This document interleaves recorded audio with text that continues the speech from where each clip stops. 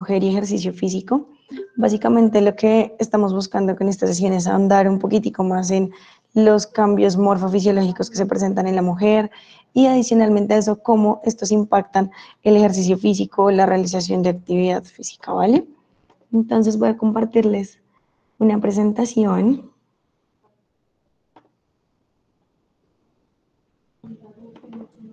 para que tengamos una guía.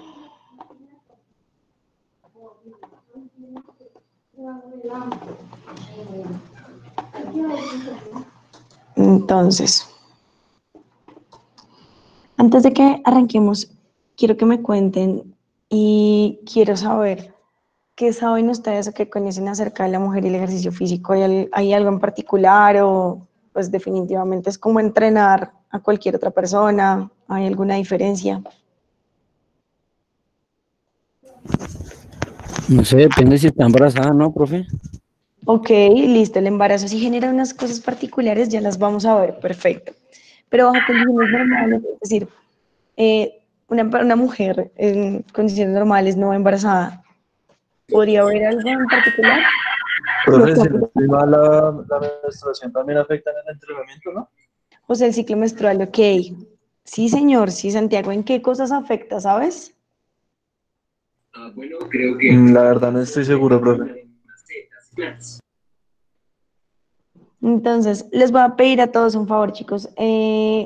Van a cancelar sus cámaras, solo van a dejar el audio, ¿vale? Para que mejore la conexión de pronto para algunos.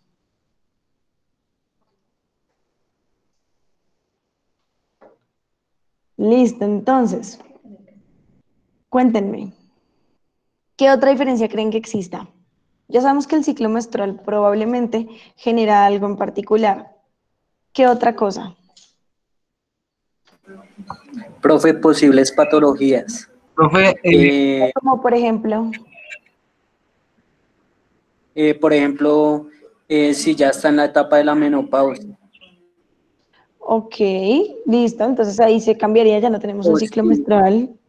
¿Qué podría generar eso? o si, o si tiene, por ejemplo, también molestias a nivel articular, si sufre de los huesos, Y, y por ejemplo, osteoporosis, osteoporosis, ok. ¿Y eso podría generar alguna diferencia osteoporosis. con respecto a un hombre que tenga osteoporosis, por ejemplo, o que tenga una artrosis en rodillas?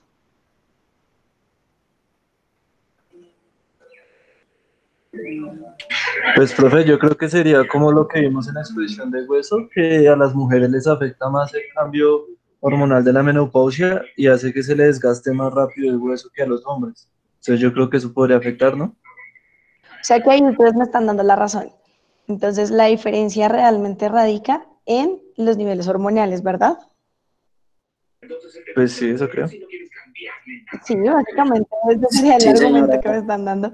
Pues chicos, les cuento que sí, efectivamente sí. Nosotros tenemos un apartado especial de acerca de mujer y ejercicio físico porque sí hay unas diferencias muy particulares y son diferencias particulares que están directamente relacionadas justamente con eso que denominamos el ciclo menstrual, que adicionalmente a eso no será lo único que genera cambios. Va a ser un poco más grande esta imagen para que de pronto la veamos mejor, pero que además de eso, además de esos cambios fisiológicos, biológicos, ¿cierto? También sabemos que tenemos condiciones como, bueno, condiciones de salud especiales, comorbilidades, de pronto hábitos, el, el lugar donde vive, la condición social, económica, todos esos aspectos van a hacer que definitivamente se generen unas condiciones muy particulares, pero que definitivamente a nosotros nos interesará en primera medida hablar específicamente acerca de las diferencias o más bien de cómo se comporta un hombre con respecto a una mujer. Entonces, en ese sentido, podremos decir que cuando nosotros hablamos de la fisiología de la mujer, tenemos unas condiciones morfológicas bien diferentes, empezando por el tamaño corporal, la estatura, la composición corporal entendida, por ejemplo, por la cantidad de masa magra, masa grasa, masa muscular o la capacidad de desarrollar estas, las posibilidades energéticas, entonces esa ventana de uso de sustratos energéticos, el ciclo menstrual y pues claramente las características que tiene el desarrollo muscular. Pero entonces arranquemos por la morfología. Cuando hablamos de de la morfología, la diferencia entre hombres y mujeres, uno radica en su estatura empezando. ¿Por qué? Porque tenemos aproximadamente entre 7 y 10 centímetros menos que el hombre. Además de eso, se tiene aproximadamente 10 kilogramos menos las mujeres que los hombres, de 4 a 6 kilogramos más de masa grasa, menor porcentaje de masa muscular. El torso tiene unas diferencias muy particulares, o más bien la cavidad torácica tiene unas diferencias especiales en términos de la amplitud, lo que va a repercutir directamente sobre la capacidad, o más bien sobre el volumen, sobre los volúmenes respiratorios. Y finalmente, además de eso, pues las mujeres tenemos una ventaja, y es que tenemos unos tejidos con una capacidad elástica muchísimo mayor que los tejidos de los hombres, que es más o menos el 10% más elástico de que los hombres. Entonces, vámonos un poquito con las diferencias a nivel cardiopulmonar. Entonces, sabemos que tenemos un tamaño en la caja torácica diferente, es un menor tamaño en la caja torácica, lo que digamos que repercute directamente en la capacidad ventilatoria. Si tenemos un menor tamaño, tendremos también una menor capacidad ventilatoria y a su vez un menor volumen corriente. Ese volumen corriente básicamente se refiere a este mismo que ven acá abajo en la imagen que les dice volumen tidal. Ese volumen tidal es el volumen que usted moviliza durante su vida diaria normalmente. Lo que usted inspira y expira, ese es su volumen corriente. Pero entre un hombre y una mujer hay una diferencia particular. ¿Por qué? Porque las cajas torácicas son diferentes. Ya vamos a ver una imagen. Entonces, al tener la caja torácica de un menor tamaño, la expansión evidentemente va a ser muchísimo menor. De la misma manera, los volúmenes se van a ver afectados en términos de que tenemos un volumen que se denomina el volumen de reserva inspiratorio, que es el volumen que usted puede tomar cuando hace una inspiración supremamente profunda. Entonces, esa capacidad en los hombres es mucho mayor. De la misma manera, un volumen de reserva expiratorio, que es el volumen que usted expulsa cuando hace una expiración, digamos que absolutamente completa. Y finalmente, ellos tienen una capacidad de mayor reserva residual, entonces, que es el aire que queda a nivel de los alvéolos. Un aire mínimo que evita que los alvéolos pulmonares colapsen. ¿Esto a qué nos lleva a pensar a nosotros? Pues que si yo tengo una menor cantidad de volumen circulando en mis pulmones, evidentemente voy a tener una menor cantidad de glóbulos rojos que lleven cierta cantidad de oxígeno. Acordémonos que los glóbulos rojos, o más bien, bueno, que sé que tienen la facilidad, y la hemoglobina en particular, que tiene la facilidad de unirse al oxígeno, pues si tengo menor cantidad o menor disponibilidad de volumen, pues va a tener menor captación de oxígeno, de la misma manera, pues menor transporte de este, por lo tanto, pues se va a traducir también en una menor, digamos que con respecto al hombre, en un menor intercambio, en una menor capacidad de intercambio. De la misma manera, sabemos que tenemos más o menos entre el 15 y al 30% menos del VO2 máximo que puede alcanzar un hombre. Eso en términos comparativos. ¿Listo? Pero entonces, miremos que también tenemos un menor tamaño del corazón, lo que también nos repercute justamente en estas condiciones que veíamos del transporte de oxígeno. Si hay un menor tamaño del corazón, pues evidentemente, bueno, tendremos que generar más frecuencia cardíaca para movilizar grandes volúmenes de sangre, gran volemia. De la misma manera, pues tendremos así menos cantidad de sangre, digamos que constantemente fluyendo, o menor volemia. Tenemos menos niveles de testosterona, por lo tanto, el desarrollo de la masa muscular con respecto a un hombre es muchísimo menor. Imaginen que la relación es algo así como 1 miligramo por decilitro de producción de testosterona tiene una mujer, y un hombre tiene aproximadamente 20 miligramos por decilitro. Más o menos esa es la relación que existe entre un hombre y una mujer. Es demasiado diferente. De esa misma manera tenemos mayor cantidad de estrógenos y mayor cantidad de grasa corporal, que ya vamos a ver que tiene unas distribuciones muy particulares. Pero entonces, hay algo importante, y es que durante el ejercicio de larga duración, pues sabemos que definitivamente uno de los sustratos que más se usa son las grasas con respecto a los carbohidratos. Entonces, en la mujer tenemos una facilidad, o tenemos una condición particular, y es que en ciertos, digamos que bajo la influencia de ciertos niveles hormonales, vamos a tener la posibilidad de potenciar el uso de las grasas como un sistema energético por encima de los carbohidratos, o por encima de del glucógeno muscular o del ATP. como esa energía inmediata. Entonces, vamos a ver que, como ven en la imagen de la izquierda superior, tenemos el tamaño de la caja torácica. Entonces, la caja torácica claramente de un hombre es muchísimo mayor, por lo tanto, pues tiene mayor expansión. Adicionalmente a eso, vemos la caja torácica de una mujer un poco más, digamos que más cercana entre un hemitórax y el otro. Por lo tanto, pues tenemos, digamos que menos expansión en ese sentido. Además de eso, la estatura es muchísimo menor y también tenemos otras diferencias estructurales que vamos a ir viendo. Entonces, ya les di una pista. ¿Qué otra diferencia creen que hay entre un hombre y una mujer en términos morfológicos? El ángulo Q, profe, lo acabas de Sí, mostrar. se me fue ahí, pero bueno, cuéntanos un poquito del ángulo Q, Andrés. Que la relación entre la cadera y la rodilla suele ser diferente entre las mujeres y los hombres, es decir, las mujeres tienden a tener un valgo dinámico por naturaleza, a diferencia de los hombres. Sí, señor. Entonces, acá está lo que les decía Andrés, perfecto. Entonces, las chicas tenemos una condición particular y obedece no solo ese ángulo Q, sino también obedece a la posición de la pelvis. Entonces, si nos damos cuenta, la pelvis de un hombre tiene una tendencia un poquito más, llamémoslo triangular, versus la pelvis de una chica. La pelvis de una chica es mucho más redondeada.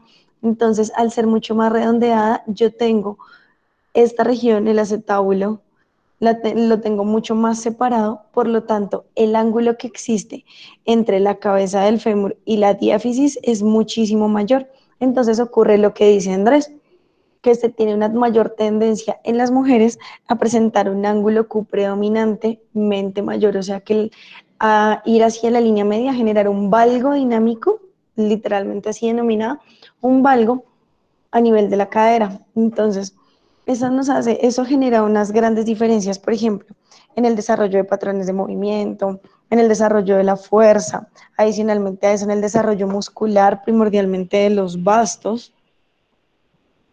Y adicional a eso, también debemos tener en cuenta que esa característica en particular genera diferencias, por ejemplo, en las palancas de movimiento.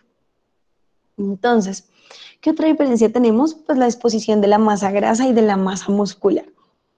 Sabemos que entonces en una mujer existe mayor prevalencia o mayor predisposición a generar mayor acumulación de masa grasa a nivel de la cadera, a nivel de los glúteos.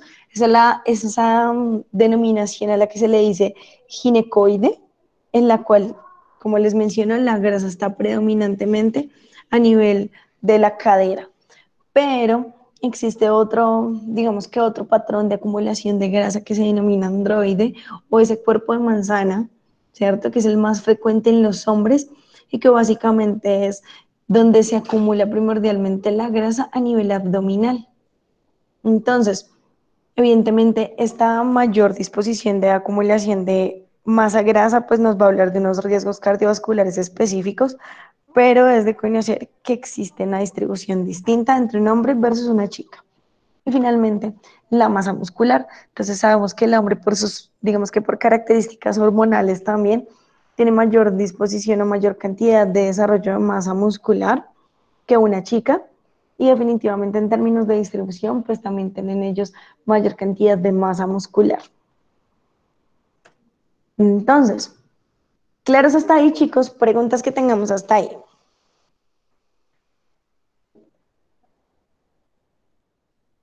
¿Todo súper claro? Sí, profe, muy claro, muy claro. Listo, perfecto. Entonces, chicos, en ese sentido, Carolina tiene una duda. ¿cuál es la duda que tiene Carolina?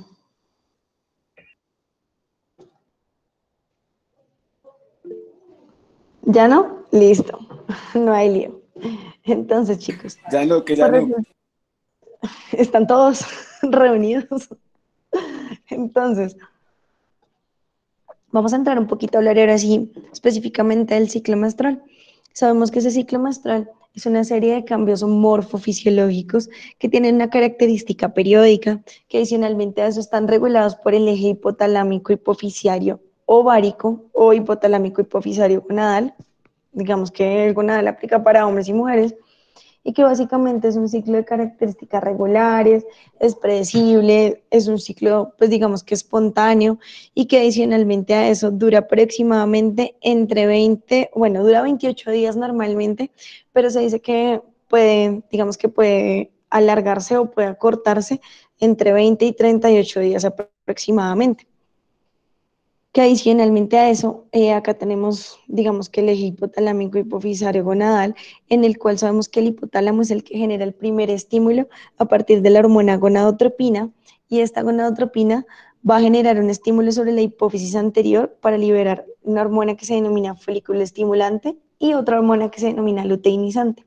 Estas dos hormonas van a actuar directamente a nivel de los ovarios, generando aumento en los niveles de estradiol, entonces, que es como una de las formas del estrógeno, el cual va a aumentar la sensibilidad de los folículos a la hormona folículo estimulante, hace que crezca el folículo, sigue aumentando los niveles de estradiol, y ese aumento de los niveles de estradiol va a ir otra vez y va a generar otro estímulo en la hipófisis anterior para que se produzcan grandes cantidades de hormona luteinizante. Ya vimos que el estradiol, o más bien el estrógeno, está directamente relacionado con los folículos, o más bien la folículo estimulante con los folículos, y la hormona luteinizante está relacionada directamente con los ovarios, el cual favorece el proceso de ovulación, entonces hace que el óvulo madure, aumentan nuevamente los niveles de estradiol, se mantienen, digamos que en aumento, ahora se aumentan los niveles de progesterona, y al aumento de estos niveles de progesterona es cuando ya sabemos que el óvulo se encuentra maduro y se encuentra listo para un proceso de fecundación. Entonces esos niveles de progesterona nuevamente generan otro estímulo sobre el hipotálamo que hace que disminuya la hormona gonadotropina, y cuando disminuye otra vez se reducen los niveles de folículo estimulante, de luteinizante, y vuelve otra vez a iniciar ese ciclo básicamente. Entonces, si se dan cuenta, es un ciclo de activación o inhibición constante que va a depender de básicamente tres hormonas. De la folículo, bueno, de la gonadotropina, que sería como, digamos que el estímulo hacia la hipófisis, de la folículo estimulante, luteinizante y la progesterona. ¿Listo? Entonces, claro, más o menos ese proceso, chicos. Este es un poquito complejo, pero ¿sí es claro? ¿No? Bueno, Ujú, ujú. más o menos. Entonces, parémonos acá en la esquina superior derecha, que nos habla del hipotálamo. Entonces, si recordamos a nivel del sistema nervioso central, tenemos el hipotálamo, que básicamente es el que regula la secreción de múltiples hormonas, pero digamos que el hipotálamo tiene una relación directa con la hipófisis, y la hipófisis se divide en dos: una hipófisis anterior, entonces aquí en la imagen la tenemos, una hipófisis anterior y una hipófisis posterior. La hipófisis anterior es la que se va a encargar, o es a donde va a llegar el estímulo de una primera hormona. Esa primera hormona es la que se le denomina justamente la gonadotropina.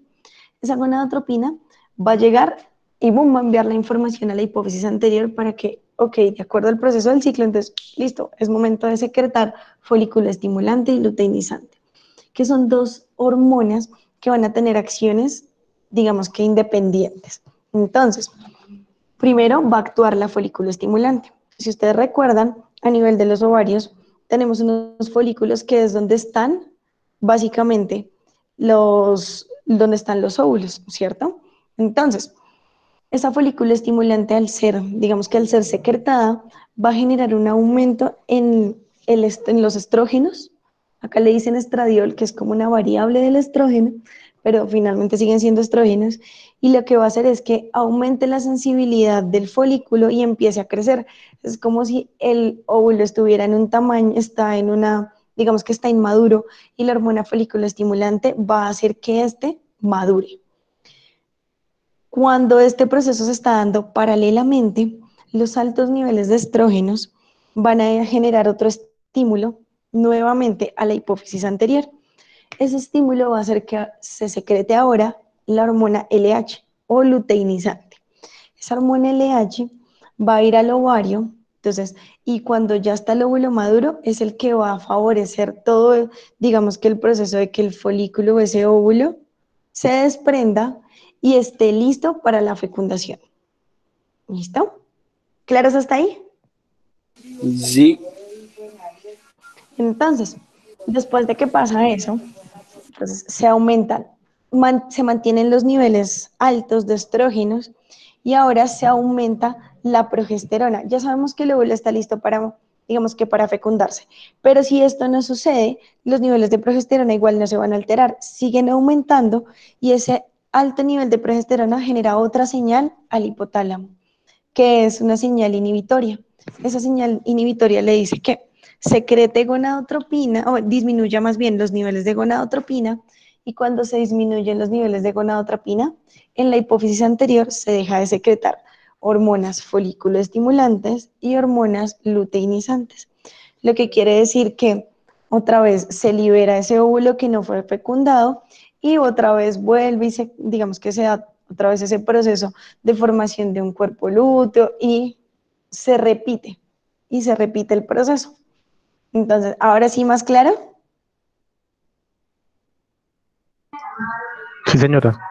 Listo, listo, chicos. Sí, Ahora sí. Listo, bueno, chicos. Entonces, creo que le voy a apagar el micrófono a alguien. No, ya. que dejen el reggaetoncito que está bueno. No, para la clase no. Entonces, chicos, entonces acá está más o menos como digamos que la secuencia.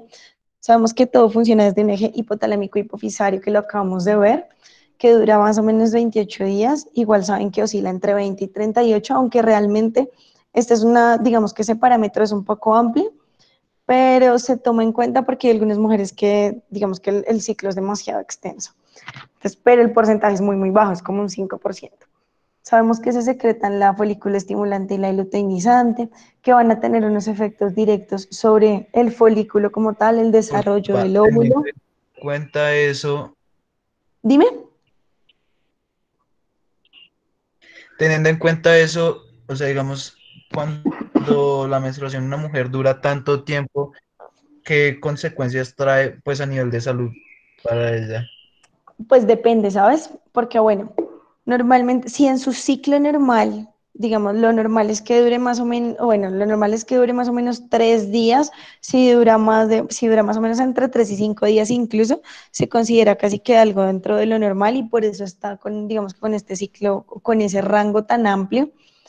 ¿Qué podría pasar? Bueno, ese proceso hace que se disminuya digamos que una relativa cantidad de hemoglobina, por lo tanto, podríamos decir que por ese lado sí se podría generar, digamos que una disminución en la captación del oxígeno sí, en la unión de la hemoglobina con el oxígeno, que adicionalmente a eso podría disminuir la cantidad de plaquetas también, entonces podríamos llevarla a una alteración a nivel circulatorio, un déficit en la volemia, en la cantidad de sangre que fluye a nivel circulatorio, se nos podría alterar probablemente la frecuencia cardíaca, porque se requiere o se aumenta la frecuencia cardíaca para suplir ese bajo volumen. Y básicamente creo que serían esas las alteraciones. Una alteración también en la presión arterial, aumento de la presión arterial para favorecer el tránsito o el volumen, la volemia. Pero si es algo, digamos que dentro de la normalidad, o sea, es una chica que ya tiene, digamos que dentro de su proceso, un sangrado frecuente o muy extenso, pues digamos que ya no tiene ningún inconveniente. Profe, Es decir, que digamos, bueno, para estas mujeres que sufran, pues, digamos, que tengan su periodo menstrual como, o sea, sus días como muy extensos, ¿no sería recomendado como un entrenamiento de mucha intensidad, o sea, de una alta intensidad? Ok, en términos de entrenamiento, no, claro, en términos de entrenamiento ya nos cambia un poquito el asunto, porque resulta que cuando pasan esas condiciones, o sea, de por sí incluso en una mujer digamos que bajo condiciones normales, con un ciclo de 28 días, normalmente en la fase menstrual, la intensidad del entrenamiento es de baja a moderada, no superas casi nunca el 60-65% de la intensidad que se aplica y un volumen moderado también. ¿Por qué? Porque además de eso, digamos que no solo es la liberación, no solo es la pérdida de volumen sanguíneo, sino también son alteraciones a nivel de los signos vitales. Por ejemplo, alteraciones en la frecuencia cardíaca, se aumenta lo que te decía, se aumenta la frecuencia cardíaca, se aumenta la presión arterial, más o menos la frecuencia cardíaca se aumenta en unos 15 latidos, tanto en actividad como en reposo, y la presión más o menos, se dice que más o menos de 10 a 15 milímetros de mercurio. Se aumentan los niveles de glucosa, entonces todo eso obviamente me va a disminuir a mí, uno, la capacidad de captación del oxígeno y pues finalmente un menor rendimiento, se atribuye a menos, digamos que menos aporte muscular y menos capacidad de producción de ATP, pues no tengo, digamos que, tanto oxígeno disponible y finalmente, pues menor rendimiento. Por esa razón, en términos de entrenamiento, si se disminuye en ese, digamos que en esos 3, 5 días, si se disminuye la intensidad del entrenamiento totalmente, para evitar justamente que generemos, digamos que o de pronto un sobreentrenamiento o una sobrecarga. Entonces, pero ya vamos a entrar a hablar de eso. Pero sí te quedó claro más o Ok, menos, profe. Jefferson. Profe, y en el caso de que la Sí, mujer más o tenga, menos, sí. digamos, O sea, no, más o menos. tenga Ay, listo, Jefferson. Cuéntame, Santiago. en caso de que la mujer tenga, no sé, un método anticonceptivo que haga que este ciclo menstrual se le aumente, por así decirlo, o sea, no le dure lo que tendría que durar, sino que le dure más. ¿Hay qué afectaciones tendría o qué pasaría? Bueno, pasa algo y es que las pastillas anticonceptivas modifican todo el ciclo menstrual. En el sentido en que te mantienen los niveles hormonales, podríamos llamarlo que no, estos son como un subir y bajar. Miremos de pronto con imagen. Acá. Entonces, mira, si tú alcanzas a ver, tenemos fases en las que, por ejemplo, la FSH aumenta, en la que la LH aumenta, los estrógenos aumentan, la progesterona y demás, ¿cierto? Pero entonces pasa algo y es que las pastillas anticonceptivas hacen que esto ya deje de ser una curva y se aplane, básicamente. Entonces, al generarse justamente esa condición, pues definitivamente ya no tendríamos ninguna influencia en términos hormonales sobre el entrenamiento. Ahí Profe no pasaría pregunta, nada. profe pregunta, y Señor en caso, Felipe. digamos, de que por un método de planificación no tenga o digamos no le llegue el periodo durante un tiempo muy extenso, ¿habría algún problema? Ujú. No, no pasa nada por lo mismo, porque resulta que el Estás método asustado, ¿no? anticonceptivo, por No, lo que pues, maní, el ¿no? método anticonceptivo lo que hace es aumentar, digamos que mantener esos niveles hormonales exactamente iguales. Es como si se volviera, imaginen algo así como una especie de meseta, más o menos. Entonces, te mantiene el ciclo, sí, pero no te alteran ni los estrógenos, ni la progesterona, ni que definitivamente eso es lo que hace que se madure el óvulo. Entonces limitan, digamos que todo ese proceso, por lo tanto, pues el que esté consumiendo una pastilla anticonceptiva no genera ningún efecto sobre el ejercicio. Finalmente se podría entrenar una chica que consuma un anticonceptivo como una persona bajo condiciones normales, sin, digamos que sin ninguna consideración especial. Profe, ¿tiene que ser las pastillas anticonceptivas o esas también pueden limitar otra clase de pastas? O sea, ¿Cómo, cómo, cómo? como, ¿Cómo así? sí, o sea, puede ser como una droga o unas pastas que ayuden a una enfermedad como tal, pues que ayuden a retrasar el periodo menstrual, o esas nada más tienen que ser las pastas anticonceptivas. Ah, bueno, no, obviamente, si se consume algún medicamento que altere los niveles hormonales, ya vamos a ver de primerazo que todo este proceso va a cambiar. Entonces, Ah, ok. si cualquier medicamento que te altere a ti los niveles de estrógeno, de progesterona, o que digamos que inhiba, por ejemplo, la producción de alguna de estas hormonas, evidentemente nos va a modificar todo, digamos que todo el parámetro, todo el patrón el patrón menstrual, pues. Ah, listo, ok. Listo. ¿Qué otra pregunta tienen, chicos? Hasta ahí.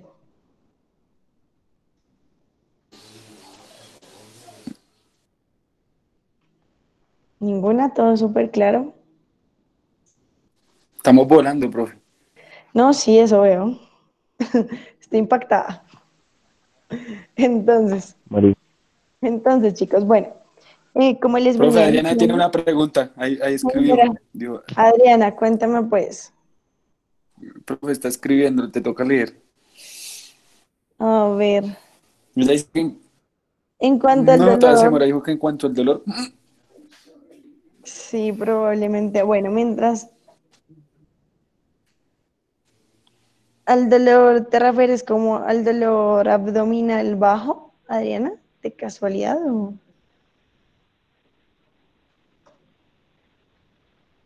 que si se relaciona el dolor con el consumo de medicamentos, bueno, pasa algo. Y es que acuérdense que, bueno, o porque se genera dolor durante la fase menstrual, o a qué te refiere tu pregunta. Con el tema hormonal, sí.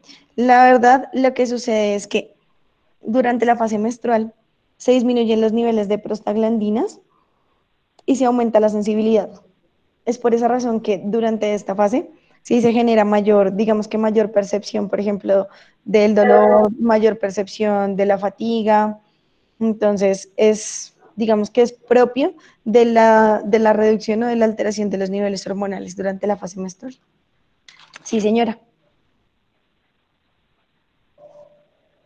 Entonces, sigamos acá, chicos. Entonces, esta básicamente es una imagen que ya nos relaciona nuevamente pues el eje hipotalámico hipoficiario ovárico y que nos dice que básicamente en la primera parte, como ustedes pueden ver en la primera parte del, digamos que el ciclo, se dan unos buenos niveles de la hormona folículo estimulante. Entonces, creo que voy a hacerlo un poquito más grande para que de pronto veamos un poco más claro el asunto. Y es que aquí ustedes pueden ver que esta folícula estimulante, pues lo que va a hacer es justamente hacer que ese folículo que no está maduro, que ese óvulo que todavía, digamos que está ahí, que no está maduro, pues que se madure. Entonces, acá pueden ver todo el proceso y que finalmente, más o menos a la altura de la mitad del ciclo, entonces se hace el proceso de ovulación más o menos en el día 14 y que posterior a eso se generan aumentos de la hormona luteinizante y aumentos de la progesterona. Entonces, lo que va a hacer es básicamente que se siga formando el cuerpo lúteo, que es lo que va a quedar después de este proceso de maduración del óvulo. En la primera fase vamos a encontrar una gran actividad de los estrógenos, que pues son los que de generalidad, así como dice ahí, son los que van a favorecer el desarrollo de características sexuales secundarias y que adicionalmente a eso para la segunda mitad de la fase, o sea, del día 14, digamos, como al día 28 más o menos, entonces vamos a tener una participación de los estrógenos y de la progesterona, y que básicamente esto lo que va a hacer es justamente favorecer ese proceso inhibitorio, porque aquí en esta segunda fase, cuando ya se da, digamos que la fase premenstrual, entonces ya los niveles de progesterona están muy altos. ¿Para qué? Para generar una inhibición sobre la hormona gonadotropina. Entonces es como una imagen algo un poquito más gráfico, pero básicamente esa es la idea. Entonces existen diversas clasificaciones de, digamos que de las fases del ciclo menstrual. Entonces se podría decir, digamos, de acuerdo a esta imagen, que pues es un ciclo de características bifásicas, en el cual yo tengo una primera parte que está protagonizada pues por la fase menstrual y por una fase que se denomina la fase proliferativa, que en un futuro probablemente la denominaremos la fase postmenstrual o la fase estrogénica. Pero entonces también tiene una segunda parte, que es una fase ya, se le denominan algunos textos como una fase uterina, y esa fase uterina básicamente pues se denomina así es porque se desarrolla en el endometrio, protagonizada claramente como lo vemos ahí por los estrógenos y la progesterona de manera primordial, y que adicionalmente a eso esta va a estar, digamos que se va a ver casi que desde el, como les digo, desde el día 14 hasta más o menos del ciclo menstrual. Entonces, en otros textos, como lo ven acá, entonces encontrarán del quinto día al día 13 en la fase proliferativa. Bueno, arranquemos más bien de abajo para arriba, que empezando primero sería la fase menstrual. Entonces acá la ven en la imagen también, tenemos la fase menstrual. Esto que, como les digo, son los primeros 4 días aproximadamente, que desde el quinto día hasta el día número 13 se le conoce como la fase proliferativa, y adicionalmente a eso Esa fase proliferativa, como la ven ustedes acá, es la fase en la cual empieza hasta ahora el aumento de los niveles de estrógeno y el aumento de la hormona como folículo estimulante. Se está iniciando hasta ahora ese proceso para que se desarrolle ese óvulo y empiece ese proceso de maduración. Y la temperatura corporal se mantiene. Por su parte, tenemos una fase que es la fase ya secretora del día 14 al día 28, en la cual ya tenemos altos niveles, o bueno, variantes los niveles de estrógeno, pero altos niveles de progesterona, y adicionalmente a eso empiezan a disminuir la hormona folículo estimulante y la luteinizante, pues porque ya no son necesarias, ya maduró el óvulo y el endometrio ya está listo por si hay algún proceso de fecundación. Entonces, vamos hasta ahí, chicos.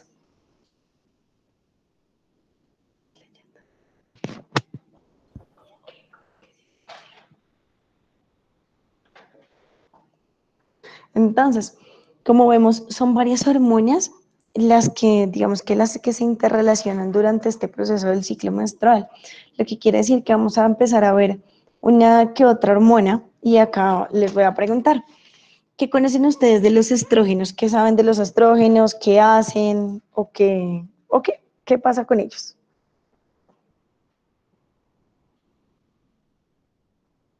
Cuéntenme. Profe, está preguntando Fernanda A ver, ¿qué que está preguntando Fernanda? de la ¿Qué son las prostaglandina. prostaglandinas?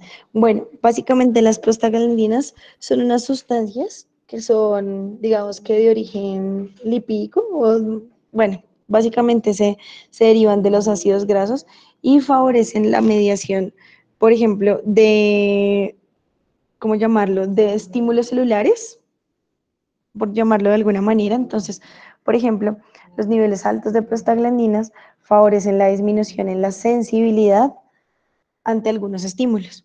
Cuando se reducen estos niveles, bueno, y por esa razón es una sustancia que aumenta cuando se realiza ejercicio físico. Tienen, además de eso, pues muchas funciones, porque también contribuyen en la regulación, por ejemplo, de la presión sanguínea, en la regulación o en la coagulación sanguínea. También participan en la respuesta inflamatoria aguda.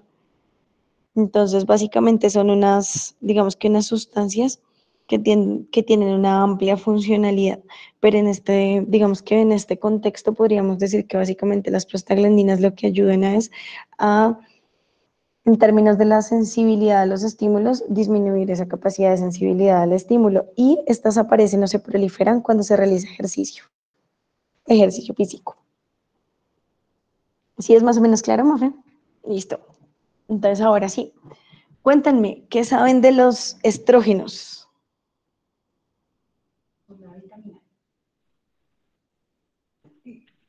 Profe, de los estrógenos sé que es una hormona sexual esteroidea femenina Sí, que se produce básicamente en los ovarios y en las glándulas suprarrenales y que esas son las que determinan las características femeninas, por ejemplo, el crecimiento de mamas, el sí, ensanchamiento de las caderas y justamente el ciclo menstrual, que es lo que están mencionando. sí, señor, así es, Andrés. Perfecto. ¿Qué más conocen? Pues ya nos dio una buena luz.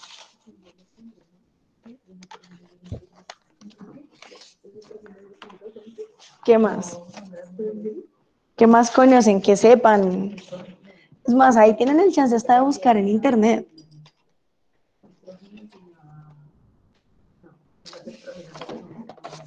¿Qué más? Cuéntenme qué más saben. Profe, que alguna de sus funciones es influir en el metabolismo de las grasas y el colesterol de la sangre. Sí, señora, una de sus funciones es influir sobre el uso del metabolismo de las grasas y colesterol. Perfecto. Sí, señora doña Carolina. ¿Qué otra cosa saben? ¿Qué otra cosa conocen o han escuchado? Que también ayuda o tiene un papel importante en la formación del colágeno. Ok, sí, ayuda en la formación del colágeno, sobre todo el colágeno en alguna estructura en particular, tal vez articular o algo así, o en general.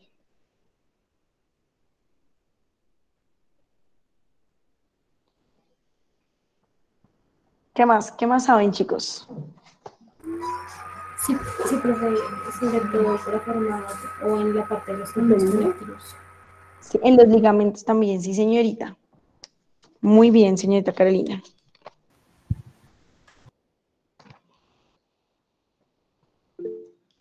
Por acá dice Adriana que se disminuyen en el embarazo y en la menopausia. Sí, sí, resulta que los estrógenos tienen una particularidad y es que cuando se hace el proceso de la menopausia, pues evidentemente disminuyen potencialmente sus niveles y eso también va a favorecer, sí, digamos que si en condiciones normales favorece el metabolismo de las grasas y el colesterol, entonces ahora entienden por qué también existe una tendencia en, digamos que posmenopausia, acumular mayor cantidad de grasa. No tenemos una hormona, las chicas, para que nos ayude justamente con ese proceso. Entonces, Sergio nos dice, regulan los niveles de colesterol y estimulan el libido. Sí, señor. Entonces, miremos acá qué tenemos. Entonces, resulta que los estrógenos básicamente se manifiestan en tres formas. En estrona, como estradiol o como estriol. Son, digamos que isoformas de los estrógenos, pero siguen siendo del grupo de los estrógenos. Adicionalmente a eso, los estrógenos básicamente se encargan o favorecen el desarrollo del óvulo maduro en cada uno de los ciclos. Adicionalmente a eso, tienen una acción metabólica sobre, bueno, valga la redundancia, sobre el metabolismo de las grasas y el colesterol a nivel de la sangre, lo que favorece que se usen estos como, digamos que como sustrato energético, básicamente. Como lo decía Carolina, promueven la formación de colágeno principalmente en los días 14 a 16 y 24 a 28. Y si nos vamos nosotros y miramos, por ejemplo, el 14 al 16, miren que es la mitad del ciclo y evidentemente es cuando tenemos los niveles más altos de estrógeno. Y ahora vámonos al más o menos el día 24 a 28, es cuando ya están reduciéndose levemente los niveles de estrógeno, pero de la misma manera también se mantienen, digamos que se mantienen relativamente altos comparados con los niveles en los primeros días del ciclo. Pasa algo en particular con los estrógenos durante la fase folicular, y es que en la fase folicular, entonces los llevo para que se ubiquen más o menos, la fase folicular es la primera, si alcanzan a ver ahí los niveles. Entonces miren, aquí arriba nos dice fase folicular, casi que en los primeros 7 días. Entonces son los niveles, es la fase en la cual hay niveles más bajos de estrógenos.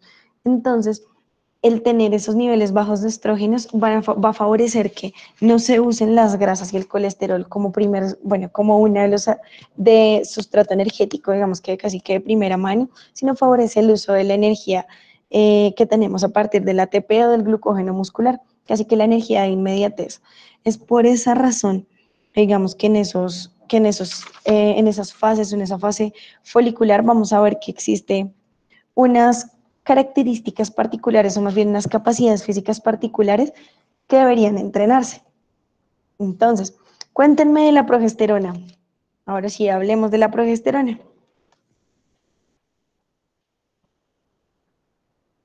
¿Qué saben? Todo lo que sepan de la progesterona.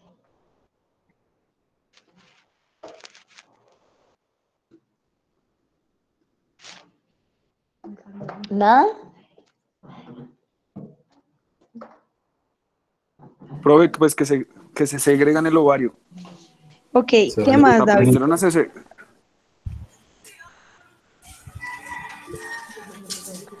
Bueno, Adriana, es una hormona que está en los métodos anticonceptivos. Ok, de ¿Se por puede sí. utilizar en internet, profe? ¿Se van a Pues utilizar en internet? claro. Sí, claro, pueden buscar. Por ahora pueden buscar. Cuando les haga el parcial ya no es tan factible, pero por ahora no hay lío. Uy, ¿Cómo así que Entonces, parcial, profe? Estamos claro. en cuarentena.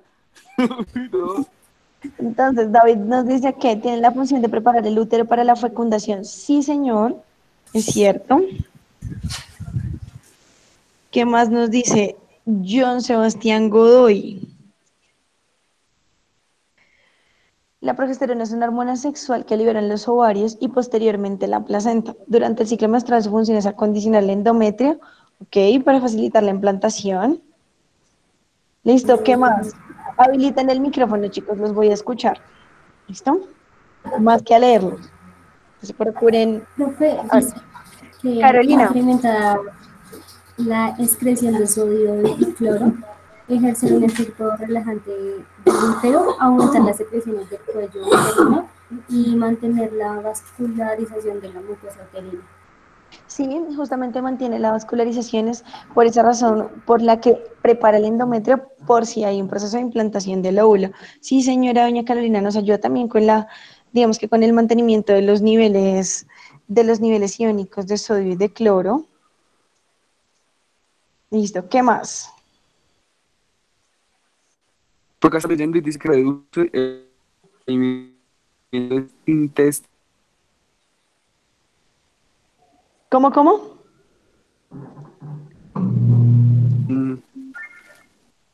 La ¿Qué más les progesterona es la digo? hormona dominante después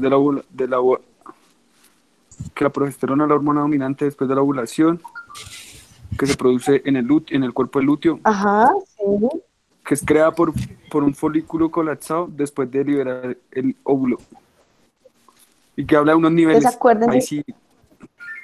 lo que veíamos ahorita, entonces ya vieron que los niveles se reducen después, digamos que de la mitad del ciclo.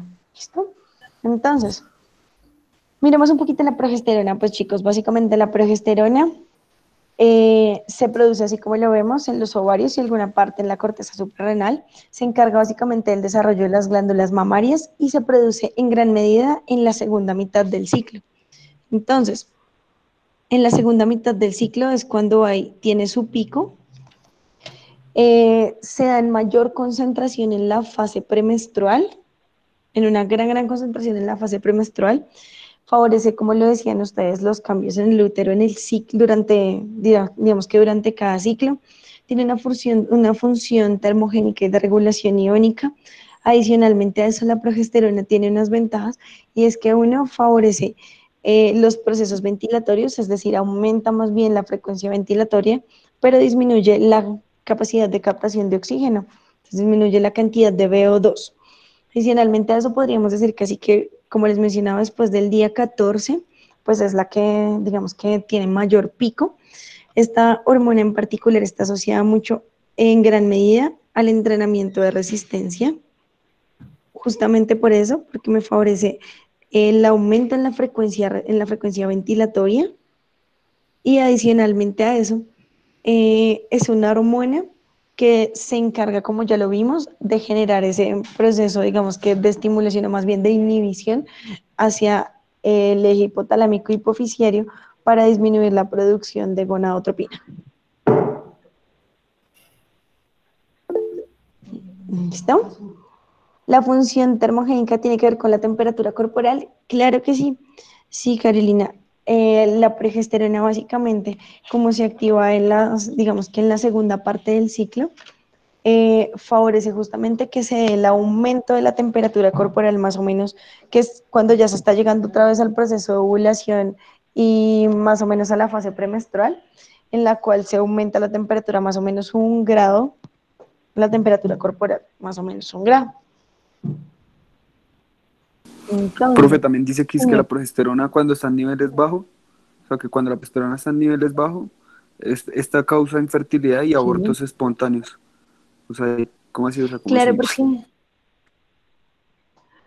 porque imagínate que si la progesterona básicamente es la que provee o la que permite que se dé cambios en el útero para que llegue, por ejemplo, imaginen que la progesterona básicamente aumenta los niveles de secreción a nivel del útero para que digamos que cuando el óvulo sea fecundado, llegue y esas secreciones, ese aumento en las secreciones hace que se vuelva más densa esa región.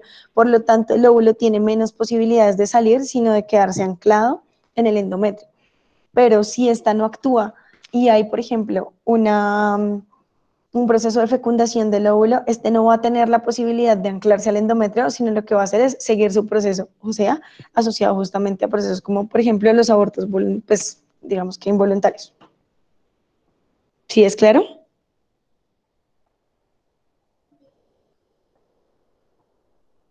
Sí. Listo, David. Entonces, hablemos ahora un poquitico más acerca de la testosterona. De esta sí deben saber un montón. Cuéntenme qué saben de la Es lo testosterona. que se inyecta Andrés. Bueno, no lo sé, pero ¿qué saben ustedes de la testosterona? Cuéntanme. Pues que Profe, esas en se cuanto a producen eso, los yo tenía una testículos, ¿no? pregunta. Entonces, un momento, Jefferson. Yo tenía una pregunta, digamos en el aspecto en que las mujeres cuando se ciclan se inyectan directamente testosterona también. Sí. Eh, o sea, ¿qué consecuencias traen ellas, pues, esta testosterona, ¿no? Pues ya vimos el ciclo menstrual y todo eso, entonces, no sé, ¿eso tiene algún cambio en su ciclo menstrual? Sí, entonces, ya que esa es la pregunta, me voy a meter de una a hablar un poquito de la testosterona. Y bueno, como les decía en principio, la testosterona tiene bajos niveles en las chicas, o sea, de verdad háganse como esa idea de que yo tengo 1 miligramo en una chica y en un hombre la producción de testosterona más o menos son 20 miligramos. O sea, no es que sea el valor real, pero digamos que la diferencia es bastante grande. ¿Qué pasa y por qué razón? O bueno, ¿qué tiene la testosterona en particular? Uno, favorece la metabolización proteica, lo que se asocia directamente, por ejemplo, con lo que tú me estás diciendo. ¿Para qué se ciclan? Para aumentar el tamaño del músculo o bueno, para generar hipertrofia. Entonces, como la testosterona favorece esa metabolización proteica, pues evidentemente se va a dar un desarrollo muscular, digamos que mucho mayor de lo que normalmente tiene una chica. Además de eso, aumenta también pues el tamaño muscular, favorece, tiene una ventaja, digamos que, no lo llamemos ventaja, digamos que es realmente una consecuencia de la testosterona y es que favorece la recuperación post-entrenamiento. Tiene un pico durante el entrenamiento intenso que es más o menos a los 30, 40 minutos y que lo que hace es justamente favorecer esa síntesis proteica a nivel intracelular a través de receptores celulares en particular. Entonces, receptores como los mTOR y demás, que lo que hacen es justamente estimular ese desarrollo de la masa muscular. Pero entonces, ¿cuál es el problema y cuál es la consecuencia? Que resulta que la testosterona es la encargada de generar los caracteres masculinos, lo que quiere decir que independientemente de que sea una chica, si ella consume o sea, digamos que se aplica una cierta cantidad de testosterona, sus niveles bajos, entonces sus niveles que normalmente están bajos, evidentemente se van a ver alterados y se van a manifestar como el desarrollo de características, por ejemplo, masculinas. Entonces, lo que sucede, por ejemplo, en las chicas es que se les aumenta, por ejemplo, el vello corporal, que se les engresa la voz, entonces que se les aumenta el tamaño del clítoris, entonces todas esas condiciones ocurren, aumenta por ejemplo la sudoración, entonces empieza a parecerse, digamos que a generar, a desarrollar características masculinas el consumir testosterona o el hacerse un ciclado de testosterona. Básicamente es eso. Ok, profe, gracias. Entonces me dice por aquí Adriana, que entonces cuando un deportista se inyecta hormonas siempre es testosterona. Pues Adriana, depende de cuál sea el objetivo, pero generalmente el de que se inyectan es testosterona o, por ejemplo, a veces es hormona de crecimiento también, en ocasiones utilizan también insulina y esas por ahora recuerdo. Entonces, Profe, digamos, la boldenona es un compuesto de testosterona, o sea, se compone la también de boldenona testosterona. creo que sí es un derivado de la testosterona, pero no sé exactamente qué cantidad, digamos que qué cantidades en términos de composición tiene, porque básicamente eso, uno es una sustancia que se utiliza para animales, ¿no? Sí, Entonces, es la de los caballos sí, y básicamente es para animales. Entonces, es un éster y básicamente, sí, favorece igual, exactamente, tiene el mismo, digamos que tiene el mismo efecto que tiene la testosterona. A ver, miremos si tiene de pronto. No, básicamente es un esteroide anabólico, pero definitivamente sí, sí tiene, favorece la síntesis proteica, aumenta el apetito, estimula la liberación de eritropoyetina. Entonces, digamos que tiene unas consecuencias bien generalizadas debido a que a que el consumo de estas sustancias, o bueno, más bien el desarrollo, por ejemplo, que genera la testosterona no es un desarrollo selectivo.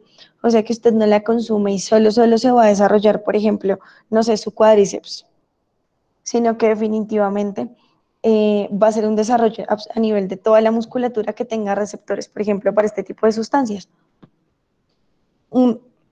Si nos vamos al origen de pronto embriológico de los tejidos, vamos a recordar que el corazón y los tejidos, digamos, del músculo esquelético tienen el mismo origen embriológico. Entonces tienen los mismos receptores, a pesar de que el corazón funcione eléctricamente. Por esa razón, el consumo de cualquiera de estas sustancias, entonces, puede llevar a que, por ejemplo, el corazón genere la hipertrofia, pero no es una hipertrofia excéntrica que es la generada, por ejemplo, desde el ejercicio, sino es una hipertrofia concéntrica, se le llama eso, que es un aumento en el tamaño de la pared del corazón que reduce el tamaño de las cavidades de las aurículas y de los ventrículos. Y pues finalmente, digamos que puede llegar a generar alteraciones cardiopulmonares por déficit en el bombeo de sangre y demás, en el gasto cardíaco. Entonces, realmente no se deberían, con respecto a la pregunta de Adriana, no se debería consumir o no se debería inyectar ninguna de esas sustancias. Entonces, y en cuanto a la pregunta de María Fernanda, ¿qué vitaminas son buenas para la testosterona? Bueno, puede consumir cualquier tipo de vitaminas, pero realmente la testosterona es una hormona que se produce, digamos que se produce desde, como ya vieron, desde la gonadotropina. Entonces es una hormona que constantemente va a estar, digamos que en producción. Entonces, no, sí, no, claro, Adriana, yo sé que Profe, tú ¿qué sabes que tan, eso es malo. pregunta, profe, ¿qué tan cierto es que la testosterona se aumenta con el ejercicio físico? Sí, llega a sus picos más altos, se estimula con el ejercicio físico. Por eso, más o menos entre los 30 y los 40 minutos de entrenamiento de alta intensidad, se dan los picos más altos de testosterona. Pero sí, sí se aumenta, claro que sí. Si no se aumentara, nosotros no tendríamos la posibilidad de que, por ejemplo, tú desarrolles masa muscular de manera, ¿cómo llamarlo?, natural. Entonces, Ok, claro. y en el sueño es lo mismo, ¿no? Cada 4 horas también se da un pico de testosterona. Sí, pero en el sueño se produce en mayor cantidad la hormona de crecimiento, más que la testosterona. Y la hormona de crecimiento también favorece el desarrollo de la masa muscular. Por eso, Ok, si usted gracias. entrena, debería dormir, porque tiene, digamos que una doble vía de desarrollo de masa muscular. Entonces, una por el entrenamiento y pues por la estimulación de secreción de testosterona, y dos, porque cuando descansa, pues favorece que se genere más hormona de crecimiento. Y la hormona de crecimiento justamente favorece la construcción, llamémosle la construcción de músculo, el anabolismo muscular. Y si solo duerme, no le sirve porque no está entrenando, entonces no está generando ningún estímulo. ¿Listo? Entonces, Es decir, que si se duerme más, tengo, o sea, la testosterona más alta. no, No no, jodas. básicamente acuérdense, piensen en un deportista, por ejemplo, un deportista, una persona que realmente, o sea, un deportista pues de alto rendimiento, básicamente el que tiene que hacer, entrenar, comer y dormir. Si él entrena y come pero no descansa, Profe, perdimos el año, no nos sirve. ¿Listo? Señor, por ahí creo que habló Andrés. Profe, yo tengo una pregunta. Es que Señor, estoy por acá viendo el tema de las personas, pues ya de edad, obviamente van a descender los niveles de testosterona, sí. ¿sí? Pero aquí está, pues aquí leo que dice que se está hablando de un medicamento basado en la testosterona artificial. ¿Con qué Eso, finalidad? pues para que la persona como que no, o sea, como que no baje sus niveles, algo así, espérame. Sí, bueno, probablemente, bueno, sí, digamos que si nos vamos al proceso de envejecimiento, ustedes saben que hace parte del proceso de envejecimiento la pérdida de masa muscular. Entonces, el mantener un buen nivel de testosterona podría de pronto respaldar esa pérdida de masa muscular que no sea, digamos que tan amplia. Se lo podría atribuir a eso. Entonces, bueno, retomando, sigamos hablando de las chicas. Entonces, cuéntenme ustedes, ¿qué saben de la insulina? Creo que ustedes saben un montón de la insulina más que yo. La insulina es como actúa como una llave que permite la absorción de la glucosa en las células. Sí, señor. ¿Qué más hace la insulina? Eso sirve para controlar como las personas que sufren de diabetes, ¿no? La insulina, ¿no? Como para controlar ¿Para controlar qué? la Disminuye la sangre, el glucosa. azúcar en la sangre. La glucosa, no el azúcar. El azúcar lo dice cualquier señor venido de donde no sabemos y que no ha estudiado. Usted tiene que decir glucosa, ¿listo? Bueno, glucosa. Bueno, perfecto. Entonces, me dice por acá María Fernanda, que se utiliza para controlar los niveles de glucosa en sangre. Sí, efectivamente, así como lo dijo David, básicamente son, digamos que es como un carrito, ¿cierto? Y ese carrito lo que le permite a usted es utilizar o hacer eficiente esa cantidad de glucosa que existe a nivel de la sangre, tomarla como un sustrato energético. Entonces, es una hormona que es secretada por el páncreas, que favorece justamente o regula el metabolismo de los carbohidratos, las proteínas, los lípidos y los electrolitos, que adicionalmente a eso favorece justamente todos esos procesos de obtención de energía, como son la glucólisis, la glucogenólisis, la lipólisis, que todos esos parten de sustratos energéticos que me van a generar ATP, y que finalmente también durante el ejercicio, pues es el que se encarga justamente de mantener esa cantidad de sustrato energético o esa cantidad de glucosa a nivel de sangre que pueda ser utilizada por la fibra muscular. También favorece la síntesis enzimática de carbohidratos, de lípidos y de proteínas, lo que quiere decir que la insulina pues es una de las hormonas, es una de las que digamos que más se secretan durante el ejercicio básicamente, y por esa razón es que se utiliza el ejercicio en personas que tienen diabetes. Bueno, Daniela me pregunta por acá, ¿qué tan cierto es que la insulina está asociada con factores de crecimiento? Sí, sí está asociada con factores de crecimiento. La secreción de insulina está asociada justamente con factores de crecimiento. Entonces, es por esa razón que la insulina también la utilizan a veces. O sea, sí está asociada, pero no quiere decir que haga, por ejemplo, el mismo efecto que la testosterona. Pero sí se utiliza en ocasiones para justamente favorecer esos procesos de hipertrofia. ¿Alguien iba a preguntar algo? Profe, ¿por qué motivos puede presentarse el déficit de insulina? ¿Por qué motivos qué? Perdóname. ¿Por qué motivos qué, Jefferson? ¿Por qué motivos se puede presentar un déficit de insulina en el cuerpo? ¿Por qué motivo se puede presentar un déficit de insulina? Por ejemplo, cuando se consumen carbohidratos simples que se gastan rápidamente, entonces esos logran picos muy altos de glucosa, por lo tanto picos muy altos de insulina, y finalmente o posterior a esto se reduce la cantidad de glucosa y se reduce los niveles de insulina cuando hay estrés, porque se aumenta el cortisol excesivamente. Entonces, digamos que el cortisol y la insulina funcionan como diferentes. Entonces, si hay altos niveles de insulina, hay bajos de cortisol. Entonces, si hay bajas de insulina, hay altos de cortisol. Entonces, puede ser, por ejemplo, condiciones de Gracias. estrés te pueden llevar a eso. Pregunta por aquí, Adriana, que si hay cambios en la cantidad de insulina. No, Adriana, no hay cambios definitivamente. eh, que puedan llevar a eso, no. O que haya diferencias entre un hombre y una mujer, no. Carlos nos dice, claro, algún trastorno del páncreas. Sí, también, algún trastorno del páncreas también podría ser que haya un déficit en la secreción de la insulina. Entonces, vámonos con la siguiente, y la siguiente es digamos que es la última hormona que vamos a ver antes de entrar a detallar cada uno de digamos que cada uno de los periodos de del ciclo menstrual. Pero entonces, la somatotropina básicamente es una hormona que se aumenta con los procesos de gluconeogénesis, que adicionalmente a eso, bueno, recordemos que estos procesos se dan a nivel del hígado, que favorece la síntesis proteica, el transporte de aminoácidos, aumenta la lipólisis, la captación de glucosa a nivel muscular, la síntesis de proteína, como ya lo decimos, la captación de ácidos grasos, y por esa misma razón, pues favorece los procesos de lipólisis, y además de eso, pues favorece también los procesos de recuperación.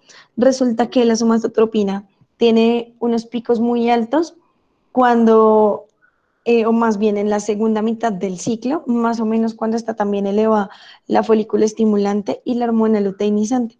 lo que quiere decir que también me contribuye, también favorece en el desarrollo de ciertas capacidades específicas. Entonces, entremos a ver un poquito acerca de las fases del ciclo menstrual. Como les decía yo, existen muchas maneras de clasificar estas fases del ciclo menstrual. Entonces, que de pronto, dependiendo del autor, entonces usted encontrará unas u otras, que en un inicio pues se dice en algunos textos que es un ciclo bifásico, como les mencionaba, que tiene una fase ovárica y una fase uterina, y que la fase ovárica básicamente comprende todo el desarrollo del folículo, pero que la fase uterina comprende ya digamos que el estímulo sobre el endometrio, la secreción de estrógenos y progesterona, y que esta fase uterina se divide en tres, en proliferativa, secretora y menstrual, como la vimos por aquí arriba.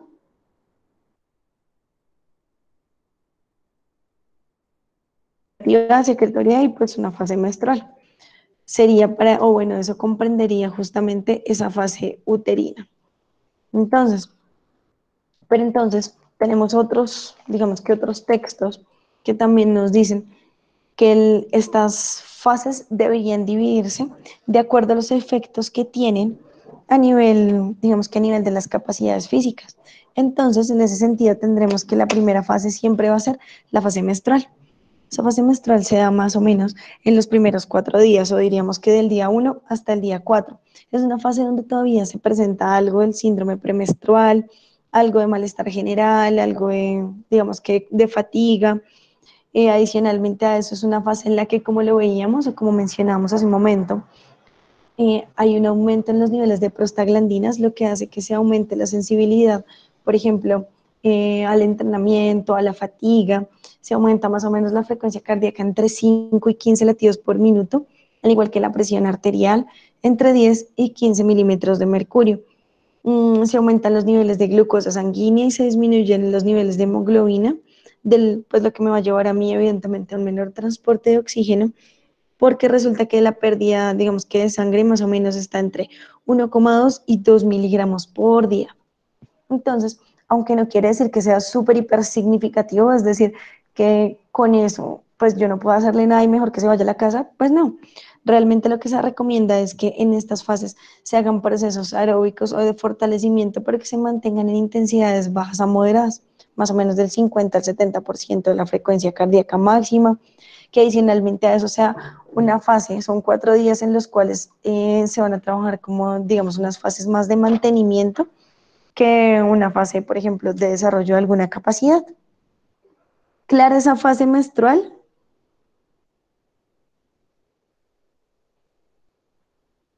Adicional a Sí, eso, chicos, en esta fase, pues digamos que en la fase menstrual y en la premenstrual, se dice que se debería trabajar, o bueno, no se tiene un desempeño máximo en términos del desarrollo de la velocidad, entonces el rendimiento, digamos que no es tan amplio como sería en otras fases. Entonces miremos la segunda fase. La segunda fase nos dice que se denomina la fase postmenstrual, inmediatamente después, que va más o menos del quinto al día 12, o sea, de 7 a 9 días más o menos. Se dice que en esta fase pues existe ya el aumento o se está empezando a aumentar los niveles de estrógenos y algo los niveles de progesterona, primordialmente los niveles de estrógenos. Se genera una mayor, pues se puede aplicar una mayor intensidad porque existe mayor tolerancia al entrenamiento. Acá finalmente uno de los principales sustratos es el glucógeno muscular como sustrato energético, justamente favorecido por esa gran cantidad de estrógenos. Adicionalmente a esos, la mujer presenta una mejor resistencia a las cargas altas en el entrenamiento.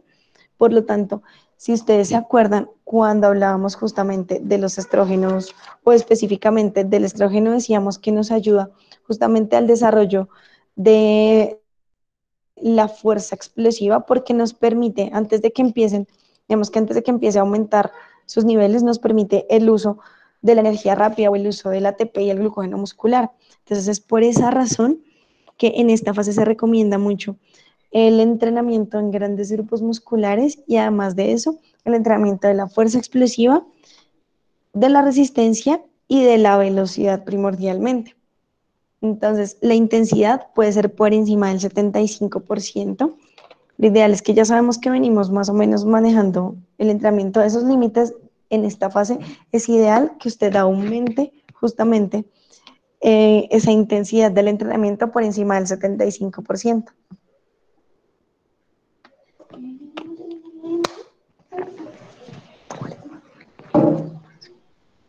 ¿Claros hasta ahí, chicos?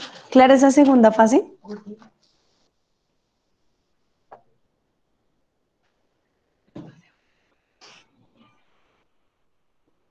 Vámonos con la segunda fase.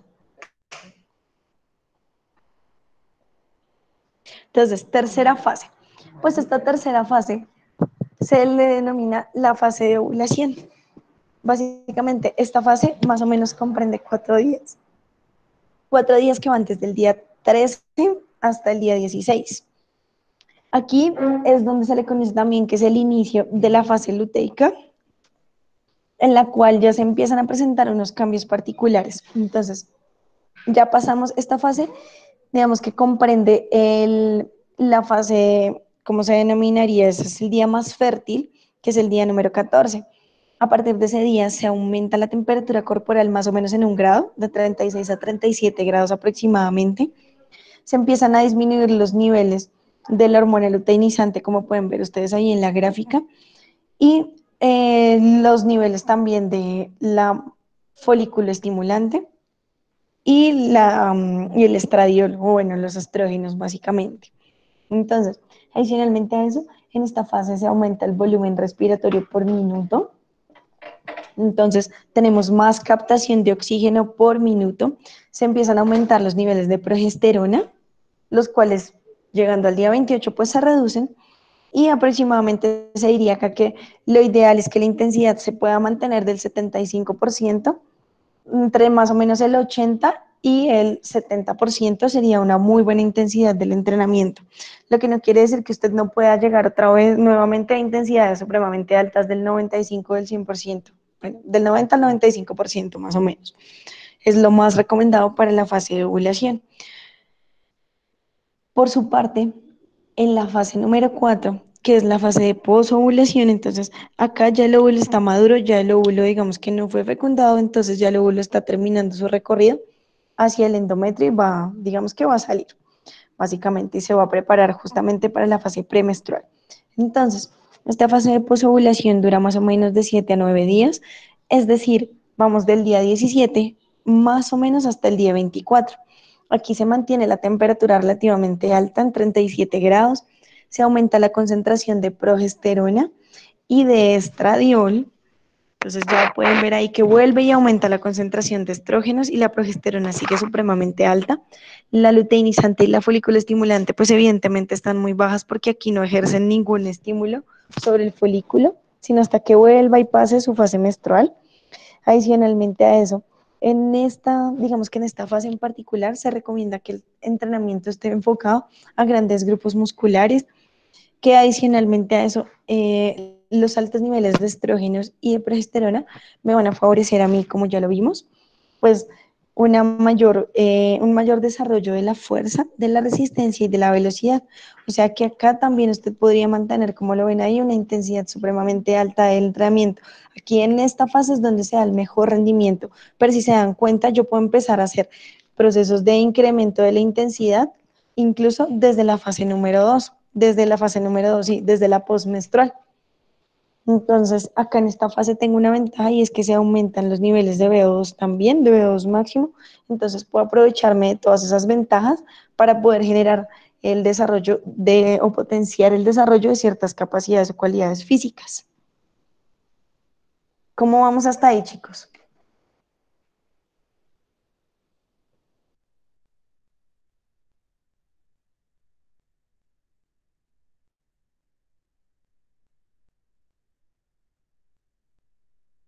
Bien, profe, todo perfecto. Listo, chicos, súper. Entonces, en ese sentido, nos queda una última fase. Bueno, nos queda, sí, una última fase, básicamente. Esta fase se denomina la fase. A mí se me está cayendo la red.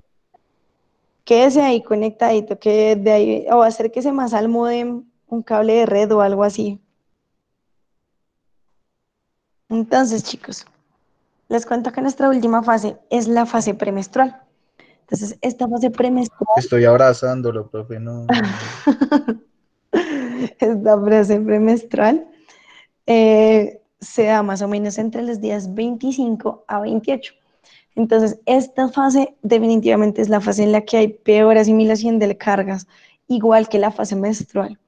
Por esa razón es una fase que se considera más una fase como de mantenimiento, en la cual la intensidad pues, que se recomienda es que no supere los 60, incluso 65% de la frecuencia cardíaca máxima. Es una fase en la que tenemos una gran cantidad o una gran concentración de progesterona, que tenemos una poca, digamos que acá juega un papel importante algunos factores psicológicos como la poca concentración, la poca tensión, una mayor percepción de la fatiga muscular, se disminuye el VO2 máximo, se aumenta la frecuencia cardíaca. Entonces, todos esos aspectos, pues, digamos que se asocian justamente con un rendimiento relativamente bajo, como la hormona o como la progesterona es una hormona catabólica, pues entonces sabemos que al estar en grandes, digamos que en grandes concentraciones, pues va a hacer que uno aumente los niveles de catecolaminas, aumente los niveles de cortisol y de esa misma manera, pues va a hacer que definitivamente digamos que la asimilación de cargas sea supremamente mal. ¿Listo? Entonces, chicos, ¿claros hasta ahí?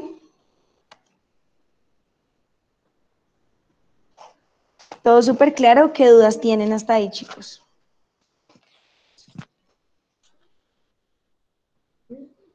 Me dice Diana, en entrenamiento de deportes en conjunto, ¿cómo se maneja esa parte? O lo más caso. Bueno, entonces resulta que en el entrenamiento en deportes en conjunto, bueno, si uno quisiera ser supremamente juicioso con este aspecto, entonces uno debería tener el dato o uno debería saber como entrenador más o menos en cómo están los ciclos de sus, digamos, del equipo, de las chicas del equipo. Pero generalmente no es algo que se contemple así con mucha frecuencia.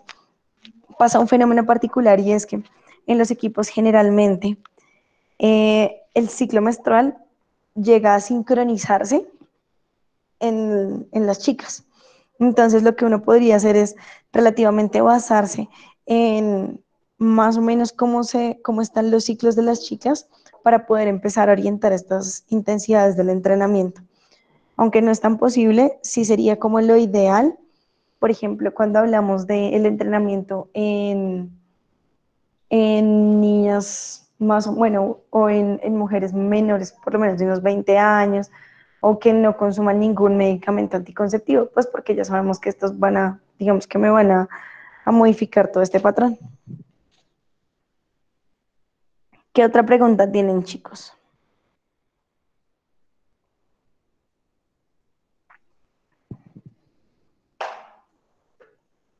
Entonces, quiero que lean este apartado.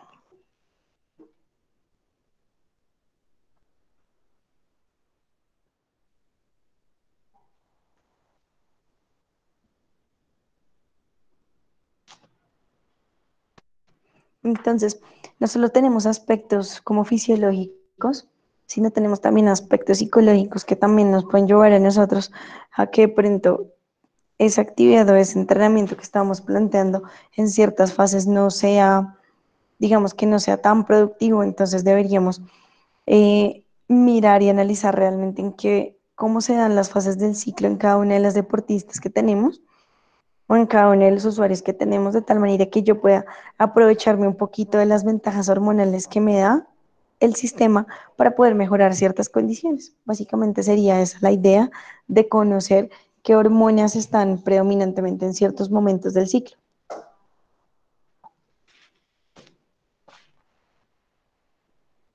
Entonces, chicos, preguntas hasta ahí porque vamos a hablar un poquito de embarazo.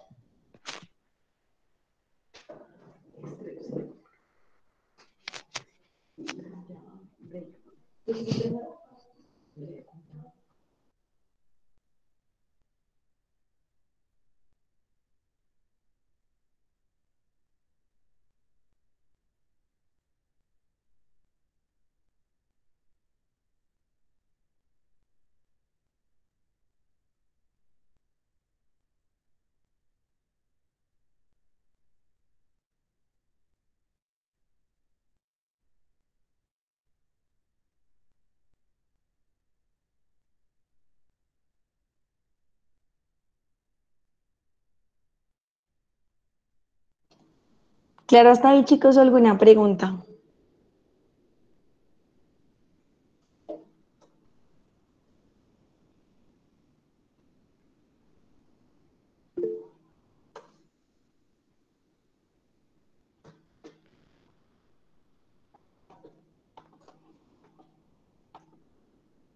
Entonces, señor Juan David, cuénteme.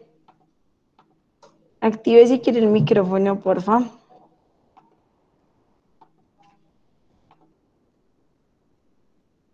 Claro, listo, súper. Entonces, chicos, voy a compartirles un link. Vamos a ver si me deja compartirles este link.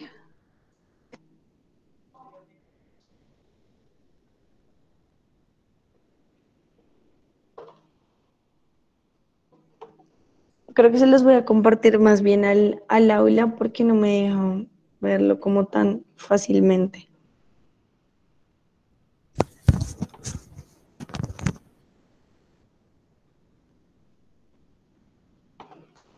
Entonces, ya, miren, acá voy a compartirles la pantalla. Me cuentan, por favor, si escuchan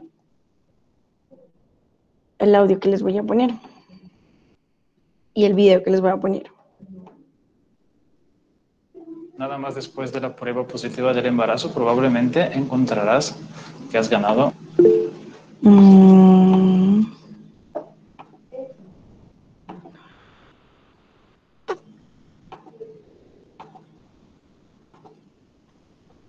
Listo, ahí creo que ya, bueno, voy a ponerles el videito. Es un videito como de entrada que vamos a ver relacionado justamente con el proceso del embarazo.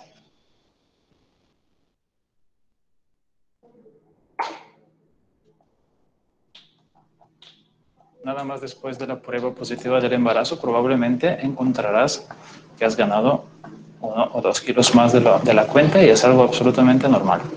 No se debe de que te estás engordando, simplemente es una retención de líquido que suele pasar muy pronto durante el embarazo por todos los cambios hormonales que se producen. ¿Por qué?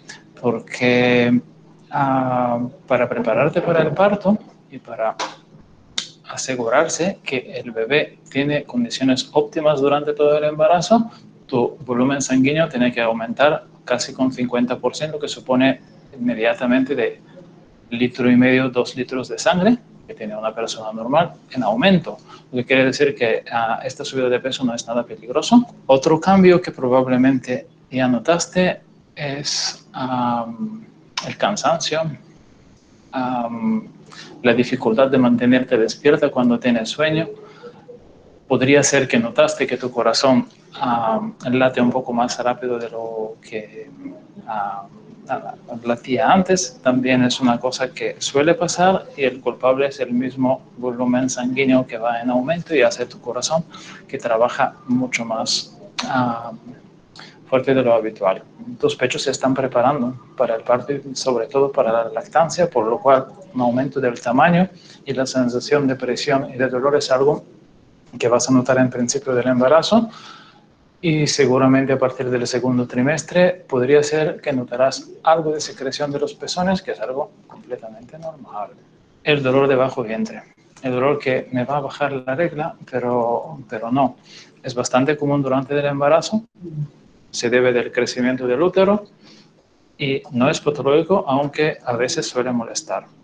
Las pequeñas pérdidas que podéis notar durante el primer trimestre a veces coincide con la falta de la regla y que todo el mundo conoce. No siempre es algo patológico.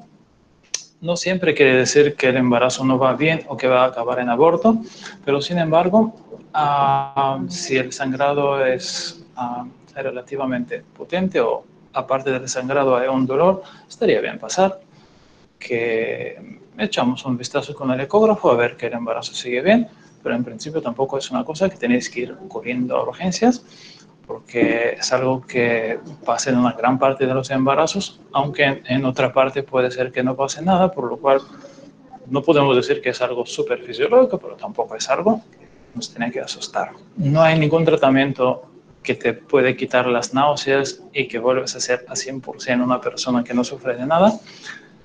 Hay bastante tratamientos tanto naturales como medicamentosos que pueden ayudar.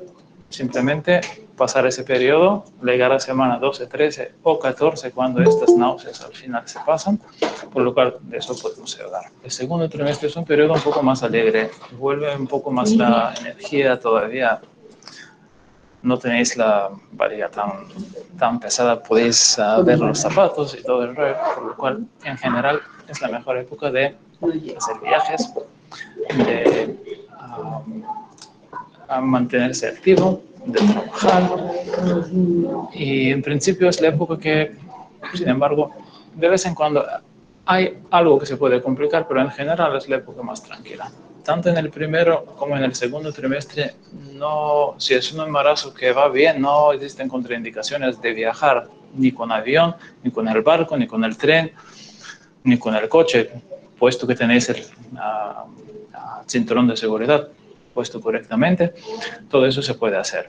Cuando nos acercamos en el tercer trimestre, ya empieza a ser pesado, ¿vale? La barriga ya es grande, la espalda duele más. El sueño no es como antes. Tienes que despertar muchas veces simplemente para ir al baño, porque te duele la espalda, porque estás incómoda, porque el calor te despierta. Son cosas que en principio suelen causar cansancio, suelen causar un poco de agobio, sobre todo en el verano, pero en principio se tiene que aguantar. En el tercer trimestre tampoco podemos ayudar con mucho, porque aparte de recomendaros un poco más descanso, cambiar la posición, tomar algún calmante de vez en cuando, realmente nos queda nada más de apoyarte, de explicarte que está todo bien y seguramente que después del parto todo vuelve a ser como antes, pero o sea, de una atención médica con medicamentos y todo, pues realmente tenemos pocas oportunidades de ayudar. Lo que está muy bien en el Quirón es que el médico que te eleva el embarazo te lo elevará hasta el final y estará en el parto. Esto es algo muy importante porque de esa manera acabaremos conociéndonos, acabaremos aprendiendo de uno a otro cómo es en el mundo de embarazada, cómo es nuestro mundo. Vamos a repasar juntos por los periodos más duros y sobre todo cuando vienes en un trabajo de parto, vas a tener una persona que ya conoces, que no es un desconocido, y esto ayuda mucho en la confianza. Nos ayuda mucho a nosotros como médicos a trabajar porque nos... Bueno, ya vimos una buena parte, chicos, entonces voy a compartirles ahora la pantalla de la presentación y quiero que me cuenten mientras tanto que vieran. ¿De qué nos habló ese médico?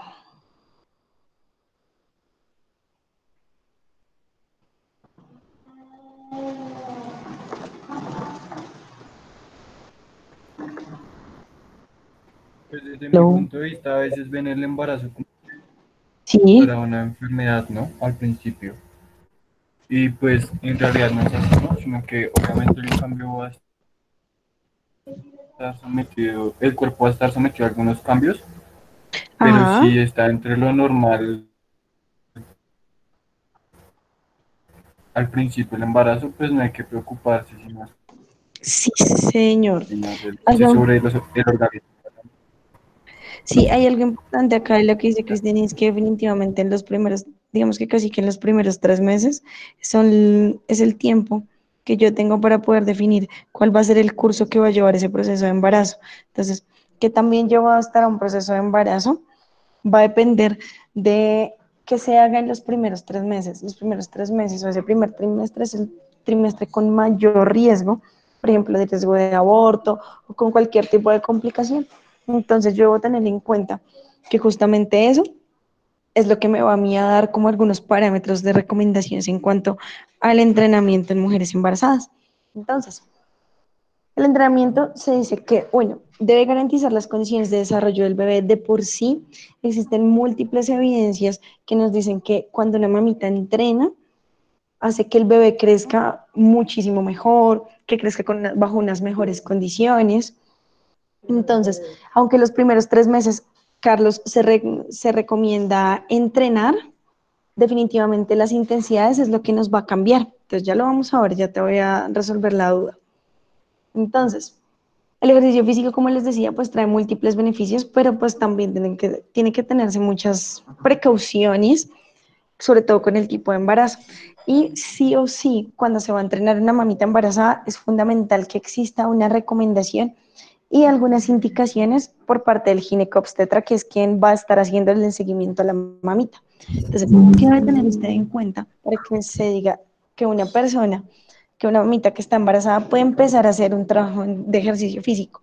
Uno, que tenga adecuados niveles de glóbulos rojos y hierro en sangre, entonces que yo no tenga riesgo a nivel de pronto de una hipovolemia y demás, que no haya ninguna condición de sangrado o alteraciones en la ubicación de la placenta o alguna amenaza de aborto, o de pronto que el niño tenga también una amenaza como de nacimiento a pretérmino y demás.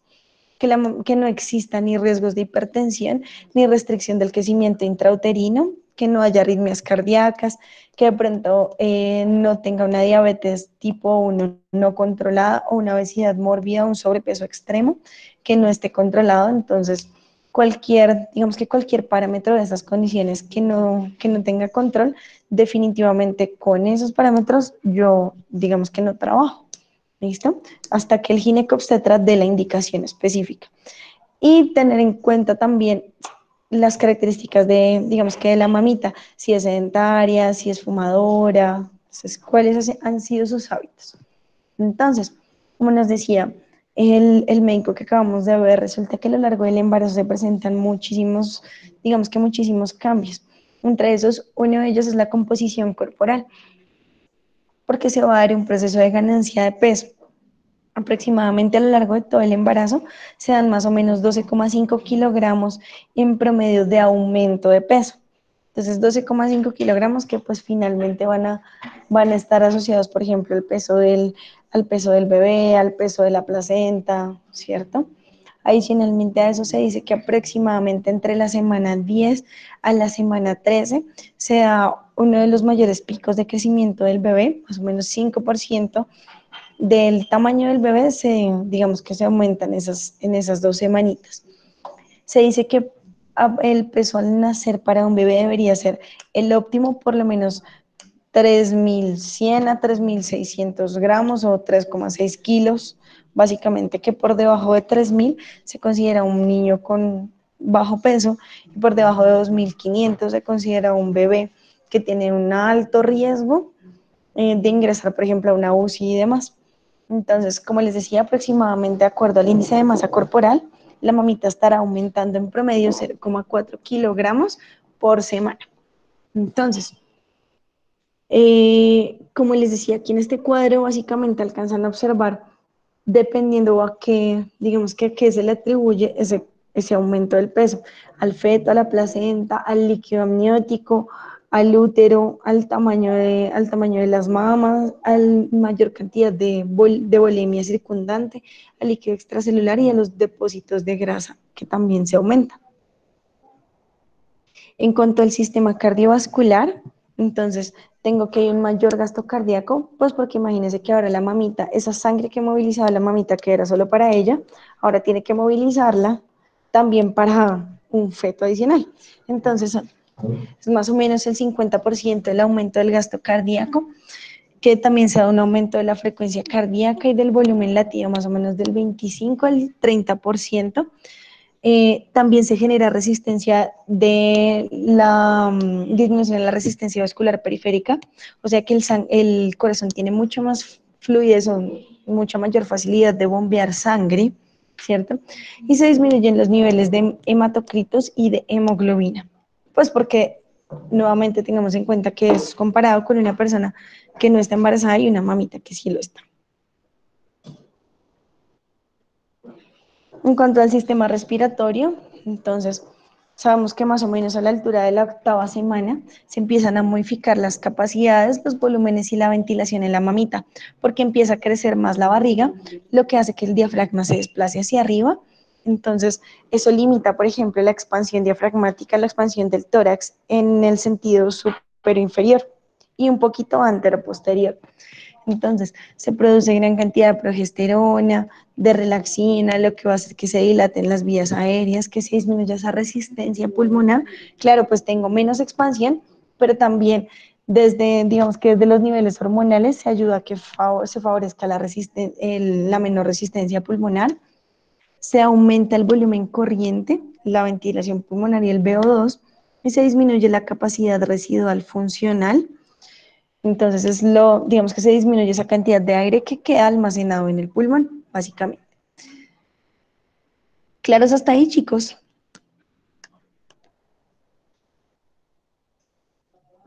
¿Todo claro o ya todo muy confuso?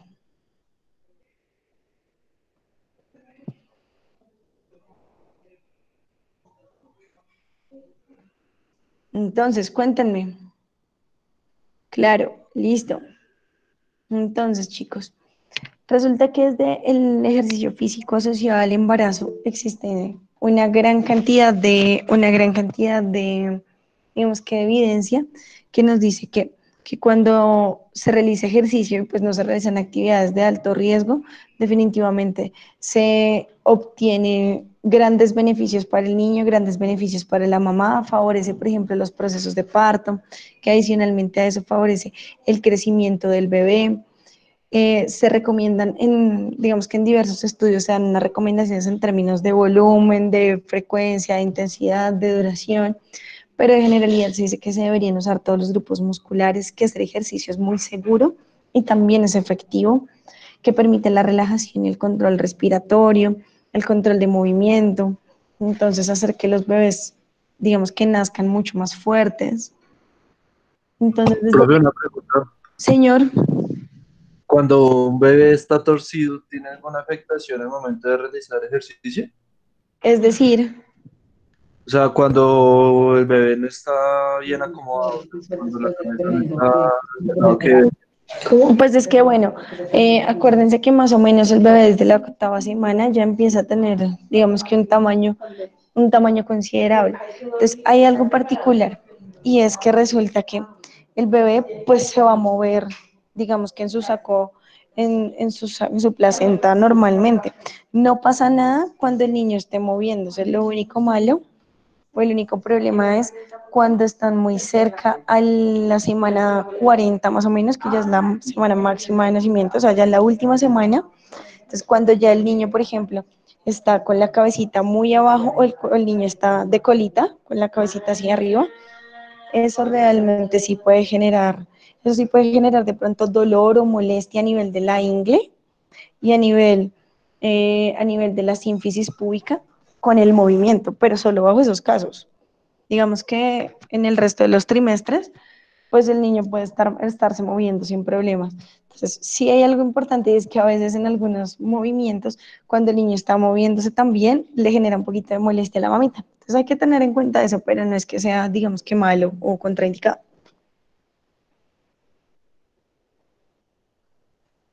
Bueno, María Fernanda pregunta, ¿cuáles son los cambios a nivel urinario? Bueno, resulta que a nivel urinario, no tanto a nivel urinario, sino más, bueno, del piso pélvico un poquito, y resulta que el piso pélvico tiende a perder fuerza debido pues al hecho de que tiene que sostener justamente a un bebé. Eso por un lado. Por otro lado, en cuanto al sistema urinario, bueno, se aumenta, por ejemplo, la frecuencia de, digamos que para ir al baño, y esto sucede es porque en la posición que tiene la placenta genera compresión sobre la vejiga. Entonces, digamos que genera básicamente esos cambios. Está más propensa la mamita a tener, por ejemplo, infecciones urinarias. Entonces, sí se recomienda mucho que la mamita tenga un control constante. Pero acá uno de los riesgos mayores es sobre todo a nivel de la musculatura del piso pélvico más que el sistema urinario. Justamente porque esa debilidad, pues digamos que posparto, puede llevarla, por ejemplo, a incontinencias.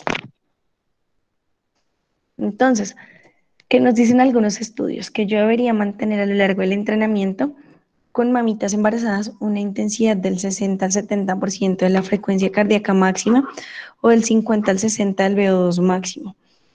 Y que debería estar más o menos entre 120 a 140 latidos por minuto. o que podría usar también, por ejemplo, parámetros como la percepción del esfuerzo, que también me podrían ayudar en la condición que tenga la mamita o cómo se sienta la mamita. En cuanto a la duración, se dice que pueden ser, bueno, que se podrían aplicar esfuerzos moderados, frecuentes, que debería ser por lo menos, según el Colegio Americano de Medicina del Deporte, por lo menos 3 veces por semana y durante 35 minutos cada sesión.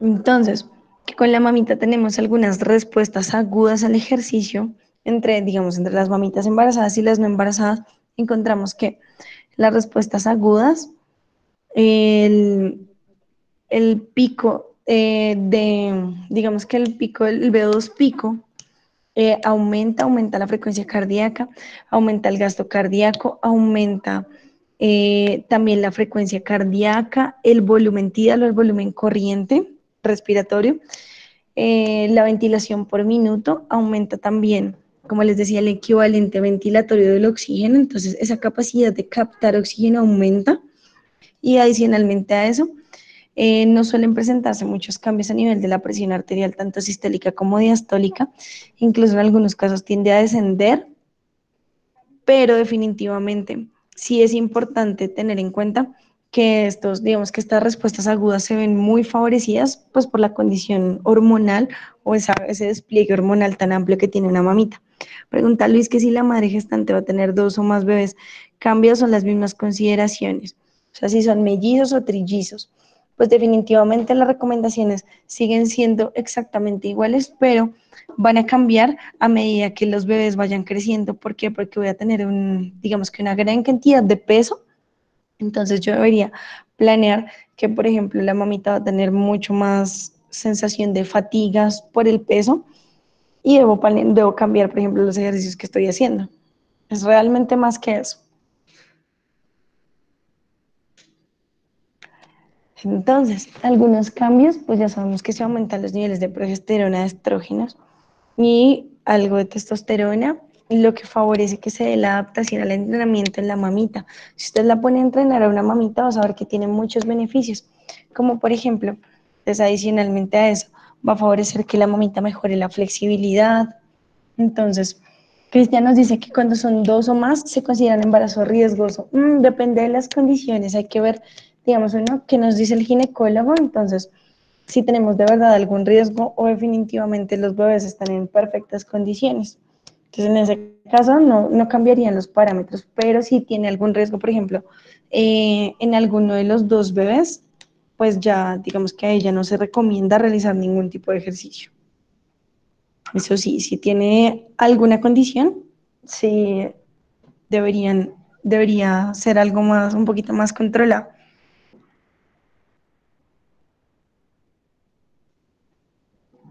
Entonces, en cuanto a los beneficios, nada, nos permite pues disminuir la excesiva ganancia de peso, previene el desarrollo de algunas enfermedades como una diabetes gestacional o una preeclampsia o pues unas alteraciones de la tensión arterial en la mamita, evita el dolor lumbar muy frecuente por la posición que adquiere la columna lumbar, ayuda a prevenir la incontinencia, lo que veíamos hace un momento del piso pélvico, y reduce la incidencia de depresiones postparto, además favorece todo el trabajo de parto.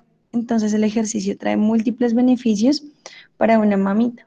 ¿Qué parámetros tenemos según el nivel de fitness? Entonces, nos dice que si tenemos una mamita que está con un índice de masa corporal por encima o bueno, se encuentra en sobrepeso, entonces a ella deberíamos tenerla, por ejemplo, en unas frecuencias cardíacas relativamente bajas.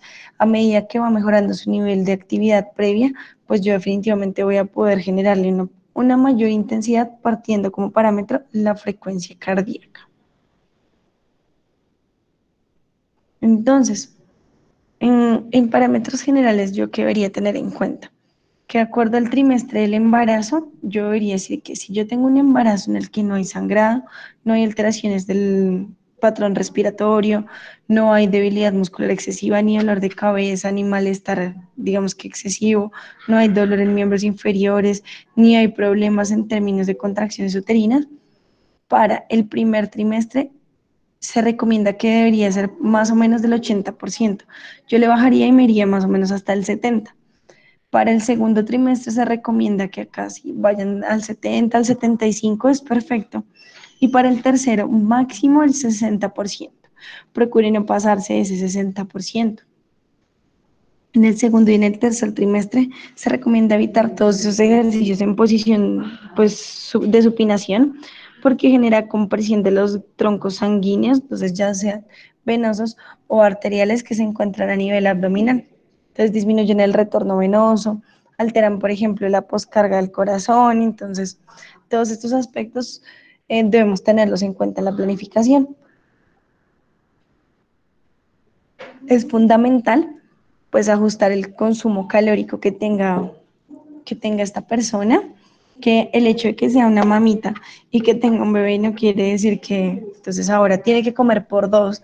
Entonces no, que realmente ese consumo calórico esté ajustado a sus demandas como tal.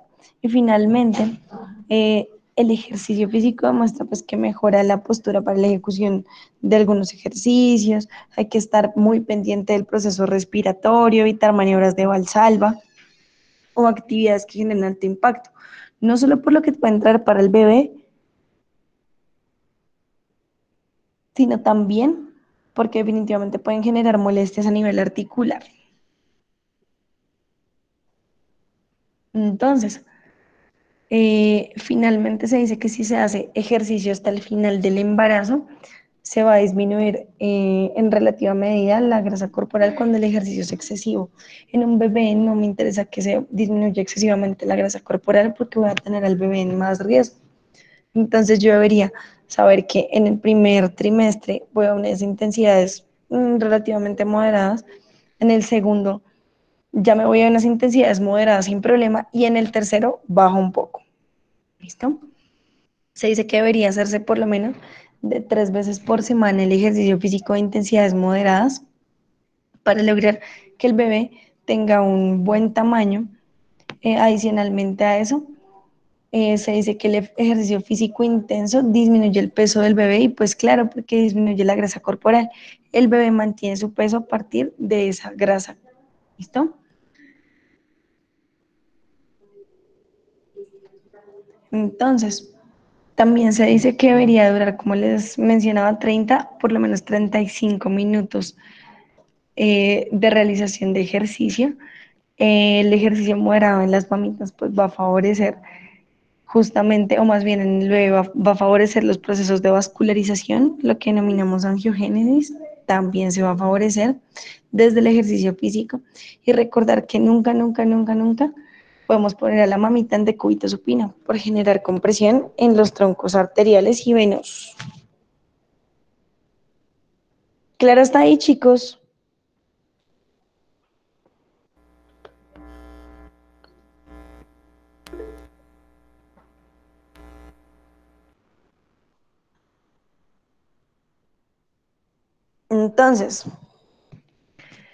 Entonces, chicos, en cuanto al posparto, bueno, ya nos quedan 2 diapositivas y ya los dejo descansar. En cuanto al posparto, nada, les cuento que tenemos unos parámetros particulares. El posparto es como si usted, o entrenar a una persona con parto, es como si usted cogiera a una persona de ceros, como si volviera a empezar todo su proceso de entrenamiento. ¿Qué debería yo esperar? Que el posparto es un proceso de restitución de la fisiología normal, tanto del sistema respiratorio como cardiovascular y endocrino de la mamita. Ella venía trabajando bajo 2 sistemas, ahora vuelve a sus condiciones normales.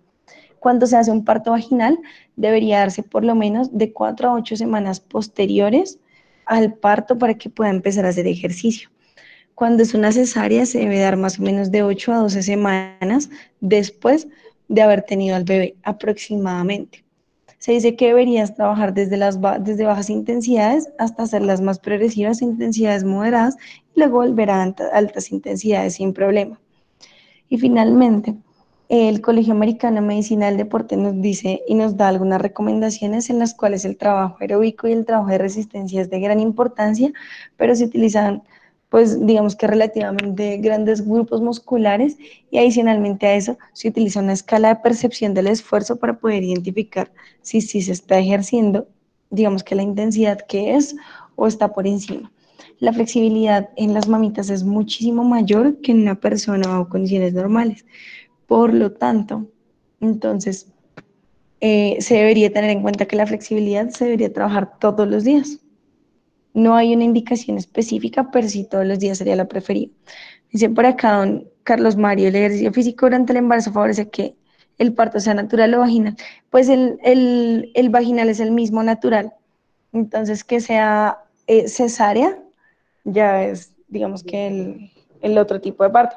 Pero, Carlos, sí, el ejercicio físico favorece que sea un parto vaginal específicamente, un parto natural, y que sea mucho más rápido, que de pronto la mamita no tenga que estar tanto tiempo esperando para que puedan hacer el bebé. Realmente ese es el beneficio durante el parto. ¿Qué preguntas tienen adicionales?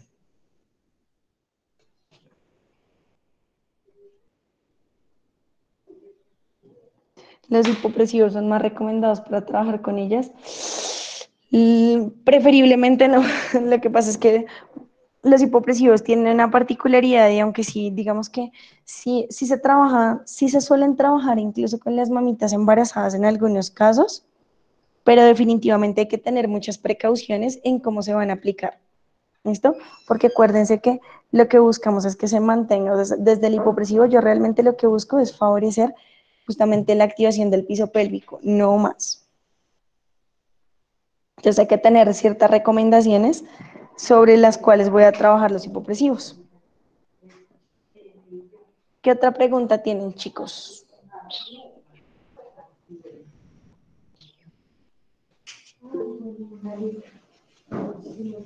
Profe, si está en el agua, eh, afecta, digamos, si está en flotación ventral o dorsal, o se puede manejar esto.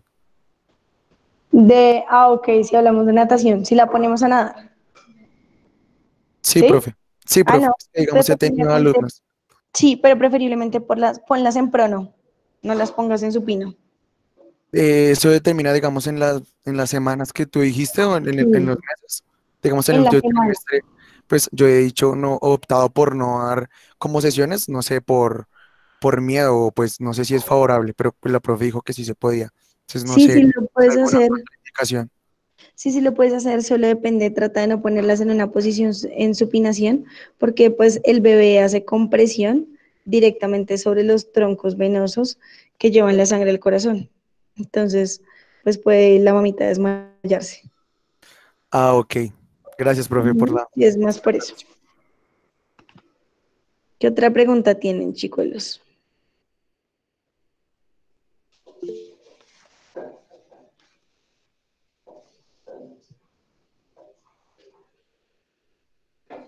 ¿Ninguna otra pregunta? ¿Todo súper claro? Profe, si yo tengo otra pregunta. En ejercicios en gimnasio como el hip thrust, si yo la coloco que apoye la espalda a nivel escapular sobre un balón fitball, ¿se podría implementar ese ejercicio o aún está en posición supino? No se podría. ¿En qué trimestre y con qué finalidad?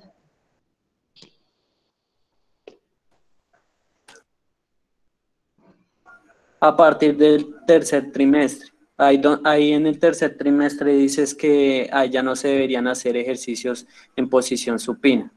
Entonces, Ajá. a partir de esa fase, ahí no se podrían hacer o sí se podrían hacer.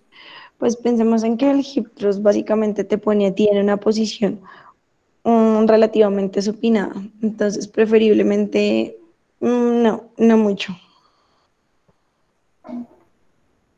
Profe, ¿y el balón fitball no hace suave más ese impacto? O sea, no serviría, no sería Lo de que pasa ayuda. es que acá el tema no es el impacto, sino el tema es la posición en la que queda el bebé sobre el tronco. O sea, el punto es que si la Sí, mamá ok, queda, o sea, está profe, en gracias. supinación, el bebecito va a hacer presión sobre las arterias y las venas que están, digamos, Ujú, imagina que espacialmente están casi que detrás del bebé, más o menos. Entonces él quedaría apoyado, ¡pum!, sobre esa sí, región. sí, ok, profe, y si la mamá se acuesta en una colchoneta lateral, ahí sí se Ah, podrían hacer lateral, ejercicios lateral, como perfecto. adopción. Sí, laterales, súper bien. Laterales, no hay Vale, lío. profe, gracias. Ujú. Eso sí. ¿Qué otra pregunta tienen, chicos?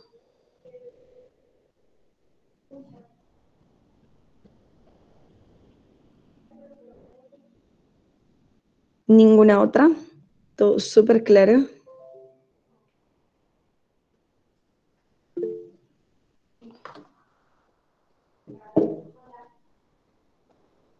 Bueno, por acá nos pregunta Adriana, ¿qué capacidades y condiciones se entrenan después de un parto? Pues Adriana, mira que eso obedece mucho al objetivo que tenga ya la mamita, pero en primera medida lo que uno debería trabajar es sobre el fortalecimiento del piso pélvico, como restitución otra vez aeróbica, pues digamos que de las diferentes capacidades. Entonces deberías empezar por una base uno o bueno, por una base aeróbica y luego, y paralelo, pues empezar a trabajar, por ejemplo, fortalecimiento, pero básate primero en el piso pélvico y de ahí para allá, pues ya el fortalecimiento que quieras.